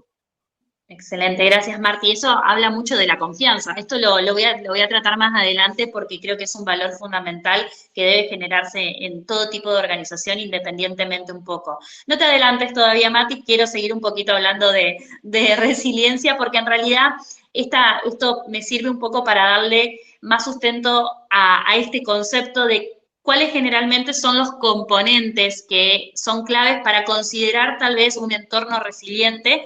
Y ustedes me van a decir, sí, pero no pueden convivir todos juntos, o que no convivan todos, o que no estén todos presentes, significa que no somos una empresa resiliente. No, en realidad en este proceso de construcción, estos componentes se pueden desarrollar, pueden traer, ser otras personas los habilitadores de esto, generar este contagio, como decía Martina. Entonces, me gustaría un poco contarles cuáles son ellos para ver si se identifican en algunos o en varios, y si se consideran personas resilientes dentro de sus ámbitos de trabajo o también habilitadores o personas que contagian esa resiliencia. Primero, esto que se trabaja mucho en espacios terapéuticos, que es la confianza en uno mismo, creo que es la bandera por la que todos queremos trabajar plenamente, esta autoeficiencia y la creencia real en nuestras propias habilidades. Y yo realmente sé hacerlo, confío en mí y sé cómo resolver estas situaciones en el caso de que deba hacerlo. Después, otro de los componentes es esta palabra un poco difícil, que es la ecuanimidad emocional. Básicamente es mantener equilibrio en nuestras emociones. Algo que nos habla mucho y nos lleva a hablar de la labilidad emocional, de la fluencia emocional, que hoy hablábamos de cómo muchas veces los problemas que tenemos en casa los trasladamos a espacios de trabajo. Bueno, cómo moderar las respuestas extremas que por ahí tenemos en situaciones difíciles dentro del ámbito de trabajo, cómo lo interpreto, cuál es mi visión y cómo lo externalizo a eso, ¿sí? ¿Qué equilibrio emocional utilizo? La perseverancia, que es algo que lo intentamos siempre trabajar para poder persistir frente a cualquier desánimo que obviamente vayamos sintiendo o experimentando dentro del ámbito de trabajo, y también se suma a ellas lo que es este sentido de pertenencia. En Argentina y mucho acá en América del Sur se habla de ponerse la camiseta, ¿sí? De que realmente haya un motor de acción dentro de nuestros espacios de trabajo. Todo esto trae por consecuencia también la posibilidad de ser autónomos, de realmente tener un buen fortalecimiento de nuestra capacidad de poder hacer las cosas de manera independiente, pero también creo que un componente de un espacio resiliente de manera organizacional es la capacidad de reevaluar. Y ahí es donde uso a Marti, que trajo esto de evaluar y reevaluar los errores, ¿sí? De poder reinterpretar estas situaciones adversas y que estas se puedan hablar en total confianza en todas las estructuras. Obviamente que hay algunas más dificultosas y otras un poco más accesibles, pero la capacidad de reevaluar me parece una oportunidad que confirma esta capacidad de resiliencia, ¿sí? Esta es la adversidad, entonces hay que nombrarla. Me gustaría un poco, bueno, ahora sí, obviamente, poder pasar a lo que es el otro slide. Obviamente, lo que yo quiero traerles con ellos es como una presentación sobre lo que son ciertos valores. Pero antes de ello, me gustaría un poco hablar sobre cultura organizacional, porque me di cuenta que sobre eso me perdí mucho, porque va de la mano con lo que es la resiliencia, ¿sí? Así como definimos resiliencia y todos aportaron en la conceptualización, la cultura organizacional es básicamente un concepto que convive con nosotros, primero porque somos trabajadores y segundo porque también formamos parte y lideramos espacios de trabajo quienes lo realizan. Entonces, constantemente estamos hablando o viviendo o conviviendo con lo que es la cultura. El concepto más conocido de cultura es todas esas creencias, esos valores, esos también comportamientos que son compartidos por parte de todas las personas, ¿sí? Este es el concepto más sencillo y más común, y no quiero caer digamos, en conceptualizaciones muy extensas, pero tiene que ver cómo realmente pasan las cosas dentro de lo que es una organización, ¿sí? Y no tiene que ver, hoy hablamos un poco, creo que Agus presentó esto de leer la misión, los valores, no tiene que ver con el manual, tiene que ver cómo realmente suceden, y es ahí donde aparece este concepto de la cultura ideal versus la cultura real, la que realmente funciona y la que realmente hoy está en movimiento dentro de cualquier organización, ¿sí? Esto me parece importante poder definirlo porque ¿cuántas organizaciones, y esto lo pongo un poco en jaque y lo quiero invitar a reflexionar, conocen que, por ejemplo, tienen espacios de meditación, pero sin embargo vuelven a sus oficinas o a sus box y están bajo un liderazgo que es tóxico? ¿O cuántas empresas conocen que tienen la Semana de Salud Mental, que suele ser en septiembre, o en espacios, digamos, de cuando celebramos estos eventos tan importantes, pero tenemos una sobrecarga laboral durante todo el año, ¿sí? Estas contradicciones que por ahí encontramos dentro de las organizaciones hablan mucho de cuál es la cultura real que se está viviendo, pero que no tienen que ver con una cultura sustentable, no tienen que ver con una cultura real y ideal, sino que yo lo menciono y lo digo como un marketing de bienestar. Y eso lo van a ver en las redes sociales, lo van a ver en publicaciones de LinkedIn. Usamos mucho este marketing de la cultura y lo mencionaron mucho las chicas, bueno, Agus y también lo mencionó Mati, de qué vendemos y cómo lo vendemos y que muchas veces no es sostenible con la realidad que realmente vivimos y que las personas lo viven. No sé si me pueden ir acompañando con lo que van poniendo en el chat porque no tengo posibilidad de leerlo, pero si hay algún aporte interesante me gustaría que me vayan interrumpiendo y que obviamente lo vayan transfiriendo por acá. Hay una manito ahí levantada. No, sigo Mati. hablando porque no te vengas a hablar, Bien. tengo un comentario nomás. Nada, esto de la justicia me parece crucial, ¿no? Yo no sé si lo mencioné, pero pensaba mientras que hablaba hace un rato como en el contrato psicológico, ¿no? Que es como, bueno, estas expectativas que yo tengo sobre mi rol, sobre mi trabajo, y que cuando yo ingresé a trabajar me dijeron que iban a pasar tales cosas. Muchas veces, frente a la ambigüedad, frente a estos climas que hablábamos, se rompe este contrato y también termina habiendo una percepción de injusticia, ¿no? Que a veces frente a la ambigüedad solamente, porque hay una percepción de que no hay equidad, ¿no? De cómo se toman las decisiones y eso muchas veces tiene que ver, me quedé pensando mientras que hablabas en esto recién, se puse también en el chat como esto de objetivar a veces, tiene que ver con poder ser transparentes, ¿no? A veces no es solamente cambiar, bueno, sí es un cambio, pero digo, es poder como pasar en limpio, ¿no? Algunas cosas, para que sean igualmente accesibles a todo el mundo. Por ahí pasan muchas organizaciones que, pero no hay como grupos o lugares donde acceden los que tienen más años o los de ciertas áreas, digo, como poder garantizar esta sensación de justicia y de equidad, me parece que es algo de lo que se habla menos, a veces se habla del cuidado, se habla de la confianza, pero digo, la justicia es algo bien concreto que es como, bueno, a veces yo siento que me tratan de manera injusta, ¿no? Porque yo no puedo acceder a lo mismo que otros, y eso me genera perjuicios a veces en mi economía o lo que sea, ¿no? Eso me parece súper interesante que te traigas.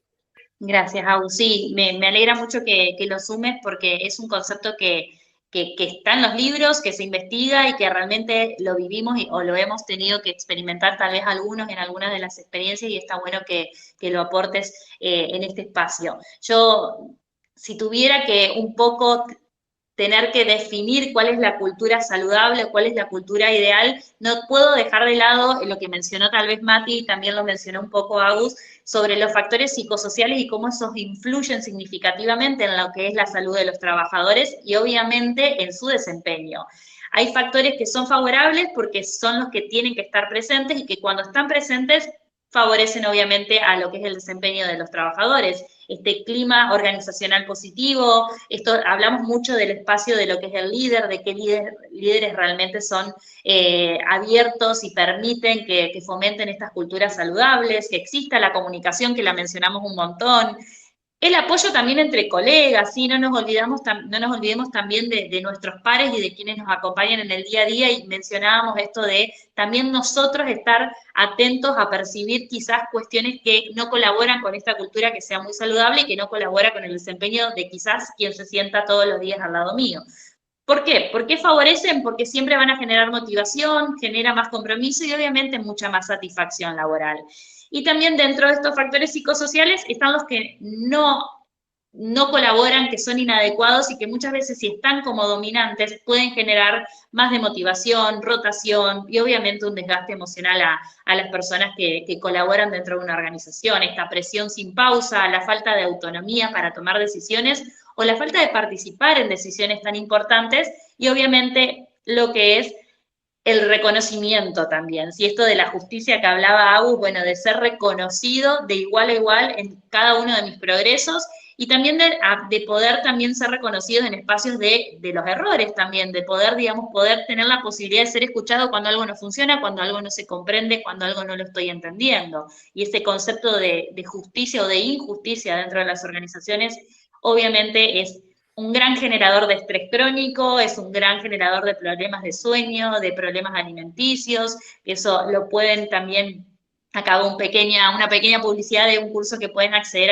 para esta formación y poder hablar un poco sobre esto y hablar de ausentismo. Y a veces uso un poco esta palabra y que lo he leído mucho para poder aportar en este espacio de cinismo organizacional. La justicia está totalmente vinculada, o la injusticia, con la parte del cinismo organizacional y de poder decir, bueno, esto realmente es o esto realmente queremos aparentar dentro de nuestra cultura y que esto se contagie en el clima de la organización, ¿sí? Lo que ustedes ven ahora un poco dentro de lo que es la pantalla son estos valores. No sé si quisieran leerme un poco lo que viene en el chat, como para no darle derecho y no darle la posibilidad de que puedan colaborar, pero me gustaría un Sí, poco ver. ahí Ari, como para ir cerrando el bloque, y Tati cuenta que aparece como importante la aceptación radical como práctica necesaria incluir en una cultura organizacional que pretende ser resiliente, y es justamente esta una primera resistencia interna que aparece en muchos líderes o equipos como evitación experiencial. Si acepto esto que está pasando, tengo que movilizar, desarrollar acciones readaptativas, cambios, movimientos. Miguel suma, la hipocresía organizacional, digo yo, jaja. Espero que el jaja que interpreté, Miguel, sea parecido al tuyo. Y Tati suma, se evita la exposición a la incomodidad, que eso significa, a corto plazo resulta más aliviante negarlo, aunque a largo plazo sostenga el malestar. Y Nadia finaliza con que, sí, la falta de coherencia entre lo declarado y lo que es. En mi rol de moderador, Ari, la verdad que estuvo clarísimo el bloque. Este bloque que dio Ari está enfocado también a la cuestión organizacional y lo que se puede hacer desde ese lugar en cuanto a la resiliencia, en cuanto a toma de decisiones e intervenciones. Y lo que vamos a hacer, además de agradecerle a Ari por el espacio y el bloque y lo clara que fue, es darle ahora la continuidad a Martu, que se va a enfocar en el bloque número 4, más en la cuestión individual de lo que el trabajador o la trabajadora puede hacer como técnicas de regulación emocional. Gracias, Ari. Bueno, gracias, Ari. Gracias, chicos. Te doy la palabra, Marti. Bárbaro. Me toca como lo más difícil, ¿no? Porque venimos como arrancando y por ahí, sé que después por ahí tenemos un resumen, pero venimos como detectando estas señales, cómo esto aparece en una cultura tóxica, bueno, cómo podemos empezar a trabajarlo desde lugares más saludables y lleva a la parte por ahí más individual, ¿no? Digo, sabemos que esto no depende únicamente del colaborador, del líder, obviamente que el contexto influye, no solo el contexto organizacional, sí, el contexto cultural, socioeconómico, sabemos que esto está presente, pero quizás es un poco pensar, bueno, desde mi lugar, ¿sí? ¿Qué puedo hacer frente a determinadas situaciones, como veníamos viendo, microagresiones, quizás, bueno, ciertas señales que empiezan a aparecer? Y algunas técnicas posibles de regulación emocional que pueden ver en pantalla, lo que nos van a hacer es permitirnos tomar un poco más de autonomía, ¿no? Permitirnos regularnos al menos a nosotros mismos frente a el contexto, la situación que estemos viviendo. ¿Esto va a ser solamente que yo pueda resolver esa situación? Probablemente no, pero al menos me va a dar herramientas para poder quizás regularme, ¿sí? Tanto emocionalmente como quizás prepararme frente a una situación, y probablemente al tomar un poco más de distancia de ese contexto me permita tomar decisiones más asertivas frente a qué debo hacer o qué debería o qué puedo, ¿no? hacer.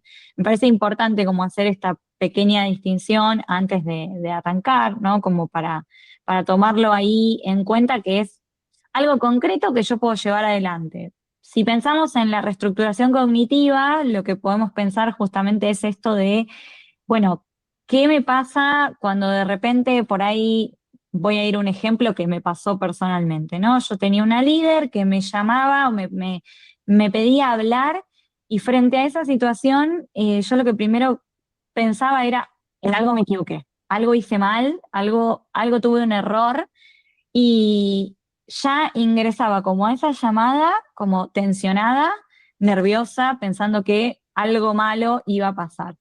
Después les cuento el desenlace de cómo terminó ahí, ¿no? Mi rol, pero este pensamiento lo que me hace es justamente, bueno, tener una respuesta probablemente que no sea la más efectiva frente a esa reunión, porque yo ya vengo, ¿no? Como sintiendo que esto me va a generar un daño, me está realmente distorsionando la posibilidad de responder de manera efectiva o de la manera más adaptativa posible frente a esa situación, ¿no? Entonces, ahí un poco la propuesta de la reestructuración cognitiva es poder identificar este pensamiento que a mí me sale de manera automática, ¿no? Enseguida me llega un mensaje que me dice, ¿podés hablar?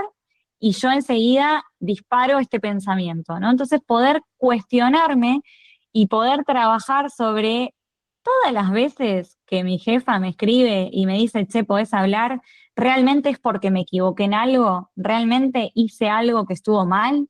Poder, de alguna manera, entender cómo esto se evidencia, ¿no? En lo real y no quedarme quizás en ese pensamiento donde esto para mí es lo que va a pasar, ¿no? Es lo real. Entonces, cuestionándome un poco este hecho, empiezo a entender si realmente este pensamiento me puede generar una respuesta más adaptativa o no. Puedo construir una perspectiva un poco más adaptativa y dar una respuesta mucho mejor.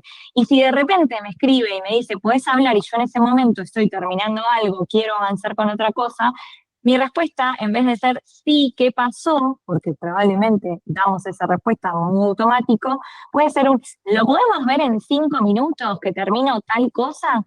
Y ahí no solo regulé mi emoción, no respondí desde mi pensamiento automático de que me equivoqué con algo, ¿no? Y además también le pude pedir algo, simplemente que me espere, es decir, ¿es urgente, no es urgente? Siempre pasa esto en la comunicación y ahí los invito a que me pongan en el chat si no les pasó alguna vez recibir un mensaje de ¿podés hablar? ¿Tenés 5 minutos? Díganme que no soy la única en esto. No, para nada, uno se activa automáticamente, sí. Ahí ponen sí, aparecen los fantasmas, sí, sí, nunca positivos, ¿no? Bueno, es un pensamiento automático, entonces si yo puedo empezar a detectar que me está pasando esto, de alguna manera es, che, pero todas las veces que me escribieron, obviamente que esto es algo que puedo hacer yo. Ahora, ¿qué puede trabajarse desde la organización? Bueno, un poco todo lo que veníamos mencionando. Si lo que me está pasando es que yo estoy pensando que hice algo mal, probablemente en la cultura organizacional donde yo esté inmersa trabajando no se hable del error. No se pueda decir, bueno, en algo que nos equivocamos, ¿no? Mi líder probablemente nunca nos traiga un ejemplo de algún error o algo que no funcionó o algo que ella se equivocó y quizás el equipo por ahí tenía información diferente, ¿no? Entonces ahí un poco es también pensar que desde la organización se puede trabajar con líderes que puedan reconocer el error, ¿no? Y que se pueda abrir a este feedback que lo que hace es justamente enseñar a partir del error, ¿no? Quizás no como, bueno, te equivocaste, esto está mal, sino, bueno, buscar cómo desde la organización podemos acompañar a los líderes para transformar este pensamiento que en muchos equipos sucede, ¿no? También hay errores en los equipos que no se comentan, que no se comentan porque, bueno, vamos a tratar de solucionarlo primero y después le contamos. Y a veces eso termina siendo una bola de nieve que genera un malestar peor. Uno se queda con eso oculto, ¿no? Digo, entonces es pensar si realmente lo que viene como pensamiento automático es, o esto lo puedo quizás de alguna manera reconfigurar, entender que es un pensamiento automático y que no es lo que está pasando realmente, poder dar una respuesta más adaptativa, ¿sí? Un poco más asertiva frente a esa situación o ese contexto, como quizás primer técnica, ¿no? Como siguiente técnica de regulación emocional podemos encontrar lo que son las técnicas de mindfulness o de función, que si alguien no sabe lo que es justamente buscar anclarnos quizás en el presente, ¿no? Observando lo que está pasando, ¿no? Sin quizás juzgar, simplemente poder observar, poder alejarme de la situación de alguna manera y poder tener una perspectiva distinta para ver lo que está sucediendo. Porque acá, a quien no le ha pasado, y ahí de vuelta les pido que me pongan en el chat, que de repente tienen alguna conversación o con un compañero o con otro líder o su propio jefe, y se quedan después del trabajo, llegan y ¿por qué me dijo así? Yo esto lo hice mal o me equivoqué, no me mi jefe me tiene bronca, ¿no? Como que me pongo a pensar, y estoy comiendo de repente, la comida me cae mal, y estoy con ese pensamiento, ¿no? Constante, rumiando en loop en mi mente, o pensando, le podría haber contestado algo distinto, ¿no? Ahí está, Nadia dice, te quedás enganchado. Esto es lo que tiene que ver con una rumiación, ¿no? Donde yo me quedo enganchada, pero ojo, yo ya estoy en mi casa, yo ya estoy comiendo, mi jefe ya está en su casa, ¿no? Me quedé enganchada en algo que ya pasó, ¿no? Me quedo en el pasado. Y justamente esta técnica de lo que hace es traer al presente. Lo que pueden empezar a hacer es primero justamente buscar como esta posibilidad de hacer ciertas respiraciones por ahí. Bueno, eso lo vemos un poco más atrás, pero quizás con técnicas por ahí más de observar estos pensamientos, ¿no? Decir, bueno, quizás no es que me tiene bronca, tengo el pensamiento de que mi jefe me tiene bronca, ¿no? Como ya cambiar desde ese lugar, puedo modificar la forma en la que yo me puedo fusionar o no con ese pensamiento. Y además me puedo anclar en que lo estoy pensando ahora y no que me quedé con eso que ya pasó, ¿no? Y bueno, a partir de ahí poder cuestionarme por qué estoy pensando esto, qué es lo que está sucediendo, o simplemente entender que es un pensamiento que surgió por un contexto de una situación puntual, ¿no? Buscar la forma de alejarme de ahí, observando esto como una situación concreta que pasó en un momento puntual. Sí, Mati. Sí, Martu, no, ahí quería, no quiero soplar tu casa, sino sumar cosas a la casa. Buenísimo. Es que es a veces no tomárselo personal en términos de que quien te está tratando de esa manera, por más que te haga doler, te haga sufrir, se trata de una persona que suele manejarse de esa manera con gran parte de sus relaciones, y eso ayuda a que uno no se sienta tan en algún punto implicado que es con uno, que uno está haciendo algo mal o que a uno no le está cayendo bien a esa persona, sino que se trata de una estructura, una forma de pensar, una forma de relacionarse que trasciende el tiempo de trabajo, trasciende la institución, es un estilo de relación que tiene esa persona o esas personas, y que por otro lado es importantísimo esto de la difusión, ¿no? El hecho de no soy lo que pienso, la famosa frase pienso luego existo. Puedo estar teniendo el pensamiento de tal cosa, pero tenerlo en cuenta como nubes que van pasando y que a la semana siguiente puedo pensar otra cosa y que eso no me va a definir mi identidad de cómo trabajo, de quién soy, de lo que tengo que hacer, y ayuda a no tomar decisiones impulsivas. Y no tomar decisiones impulsivas nos puede a veces ayudar a no considerar todo como sacar la mano de la hornalla para no quemarme. O sea, hay veces que sí hay que tomar una decisión impulsiva, si viene algo que nos va a poner en peligro, si viene un perro ladrando, nos va a morder, irnos y tratar de cuidarnos, pero no ver que todo el tiempo estamos alrededor de perros que nos está por morder.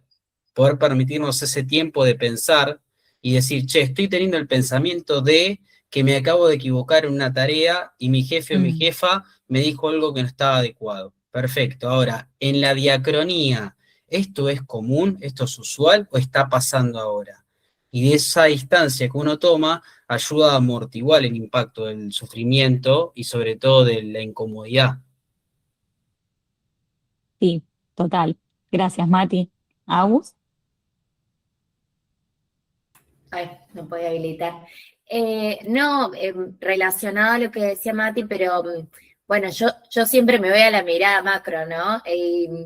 Y me parece súper interesante lo que trae es también como un recurso que uno puede usar cuando conversa o entrevista a los trabajadores y a los líderes, ¿no? A mí me pasa mucho como, bueno, esta mezcla de emociones, pensamientos, cuando te quieren trasladar cuál es el problema, digamos, cuál es el conflicto, la demanda que tenemos que abordar, y uno tiene que, me sirve mucho porque es como, es verdad, uno tiene que darse como esta tarea de tratar de ayudar a objetivizar, a regular, ¿no? Como, bueno, esto que vos decís, bueno, pero a ver, cuando te llama tu jefa y te dice, hablemos ya, ¿qué te dice después? ¿Has probado decirle? Digo, como, bueno, todas esas repreguntas que si no tenemos como esta claridad, por ahí no se las hacemos al entrevistado, al trabajador, y quizás tomamos por hecho la sensación, que no deja de ser menos válida, ¿no? Pero no son los hechos a veces objetivizables, sino que son, bueno, estos pensamientos automáticos o esta emocionalidad, que ni hablar si estamos en climas agresivos, digamos, o sobrecargados, donde, bueno, a veces hay que tratar de hilar un poco más fino en qué es lo que pasa realmente, digamos, como para ayudar a las personas a diferenciar. Me parece en ese sentido súper valioso también como profesionales, para tratar de no quedarnos con el discurso, ¿no? Sino poder profundizar un poco.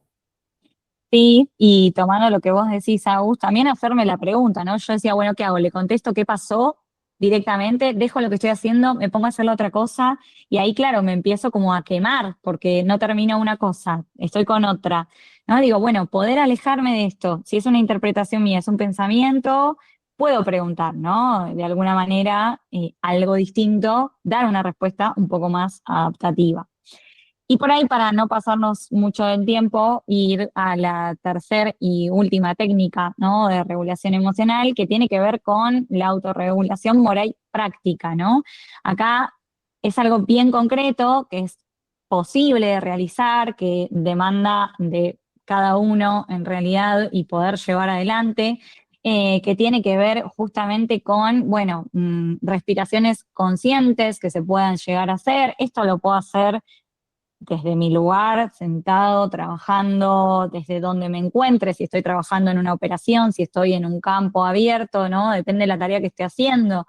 Por ahí, hacer respiraciones con determinadas pausas, ¿sí? Con un determinado ritmo, que les permita poder bajar un poco esta atención, poder bajar toda la cuestión que se modifica internamente, ¿no? Lo que tiene que ver con que se nos activa, todo lo que tiene que ver con la amígdala, ¿no? Como alarma, bajar un poco el cortisol, de alguna manera volver a anclar en el presente, porque lo que trae justamente estas técnicas son anclarnos también en el presente. Otra que puede servir tiene que ver justamente con lo que por ahí podemos mencionar como pausas activas, si yo estoy todo el tiempo trabajando, con reuniones una tras de otra, bueno, poder dejar en ciertas instancias un espacio de pausa, ¿sí? X cantidad de tiempo. Y lo que puede tener que ver con el grounding, que ahí es una técnica que realmente nos lleva a anclarnos en los sentidos, ¿no? Una de ellas es el grounding sensorial, que puede tener que ver con, bueno, pensar 5 cosas que puedo ver, 4 cosas que puedo tocar y efectivamente tocarlas, 3 cosas que puedo escuchar, 2 cosas que puedo leer y alguna cosa que pueda comer, saborear. Entonces, de esa manera bajo un poco de los pensamientos, de la rumiación, de donde me encuentro súper alerta y vuelvo como a este espacio presente y actual. De esa manera, obviamente, vuelvo a mí y puedo dar una respuesta más asertiva, ¿sí? Si recibo un correo electrónico donde me están retando, me están diciendo que algo me equivoqué y respondo desde la impulsividad, lo más probable es que no sea nada productivo ese correo y genere más, digamos, conversaciones que no van a llevarnos a nada efectivo. Así que un poco, para cerrar ahí, quizás estas técnicas son más individuales, las culturas organizacionales deben acompañar, pero al menos empezar a aplicarlo nosotros es posible. Gracias ahí, Mati. Excelente, excelente, Martu. La verdad que fue recontra completo todo lo que hemos visto hasta acá. En el cierre del bloque, antes de pasar a preguntas y diálogo, quería hacer un poco una síntesis de lo que hemos abordado, lo que hemos hablado. En primer lugar, la verdad que fue completo lo que tratamos de trasladarles porque hablamos desde la detección temprana en crisis de empleados, de grupos, desde lo que puede ver el líder, la líder y el equipo de recursos humanos y cómo hacerlo, cómo tenerlo en cuenta en términos conductuales, relacionales y emocionales, cómo nombrar lo tóxico, ¿no? A partir de lo que nos contó Agus en relación a formas de llevar adelante ciertas prácticas que no están buenas, falta de comunicación, dificultades de rol, cuestiones que no están claras, políticas que terminan siendo disfuncionales, ¿sí? Poder visibilizar estas cosas como la violencia laboral, por ejemplo, algo fundamental de lo que se habla muy poco y que de vuelta hay muy poco de esto de que se habla en los medios de comunicación y en los streamings y hay mucho de otras cosas que no importan para nada. En tercer punto, la cultura de la resiliencia que traía Ari, ¿no? El cómo sobreponerse. Bueno, una vez que vemos que hay dificultades, problemas, cómo la empresa en términos organizacionales se sobrepone a los desafíos cambiantes de hoy en día, por ejemplo, tener una dificultad de crisis de consumo interno, qué empezamos a hacer, cómo nos movemos, cómo somos prácticos y pragmáticos frente a los cambios, o nos terminamos hundiendo, como le pasó a BlackBerry, como le pasó a Blockbuster, instituciones, empresas que no se pudieron reconvertir. Y finalmente lo que traía Martu, ¿no? Relacionado a cómo uno se regula internamente, ya para no depender de que el ambiente, de que la cultura, de que la institución cambie, sino qué es lo que uno como persona puede hacer frente a eso, ¿no? Claramente excede todo esto a lo que puede ser una masterclass de 2 horas. Nosotros tenemos de Equidad cursos, formaciones, a los cuales pueden ver en la página web que tenemos ligadas a salud mental laboral, también a recursos humanos, pero tratamos de que en este tiempo se llene algo bastante completo, se lleven algo fundamental, algo distinto de lo que no se habla, ¿sí? Y que, bueno, entender que la salud mental en el trabajo no es un beneficio extra, no es un team building, no es un bono a fin de año, no es una caja de pan dulce, sino que es una condición estratégica para que la organización se sostenga. Si la organización no mide, si la organización no escucha, si no genera espacios de presencia con los trabajadores, con las trabajadoras y ve al momento de aumentar la productividad y trabajar más cómodos y más cómodas, bueno, va a seguir pasando siempre lo mismo. Y por eso hay que sensibilizar y llevar este mensaje a todos lados, donde cada uno y cada una de nosotros pueda realizarlo. Bien. Ahora sí, nada, si hay espacio de preguntas y diálogos, estamos pasados unos minutitos, pero lo dejamos para que nos los puedan hacer y escucharlas, aportes, críticas, no me gustó, la verdad que esperaba otra cosa, devuélvame mi tiempo, lo que quieran. Denme un curso gratis porque la verdad que esto no me gustó, lo que ustedes quieran. Bueno, Agustina Ahí se hay ríe, algunos hay comentarios en el aplausos. chat.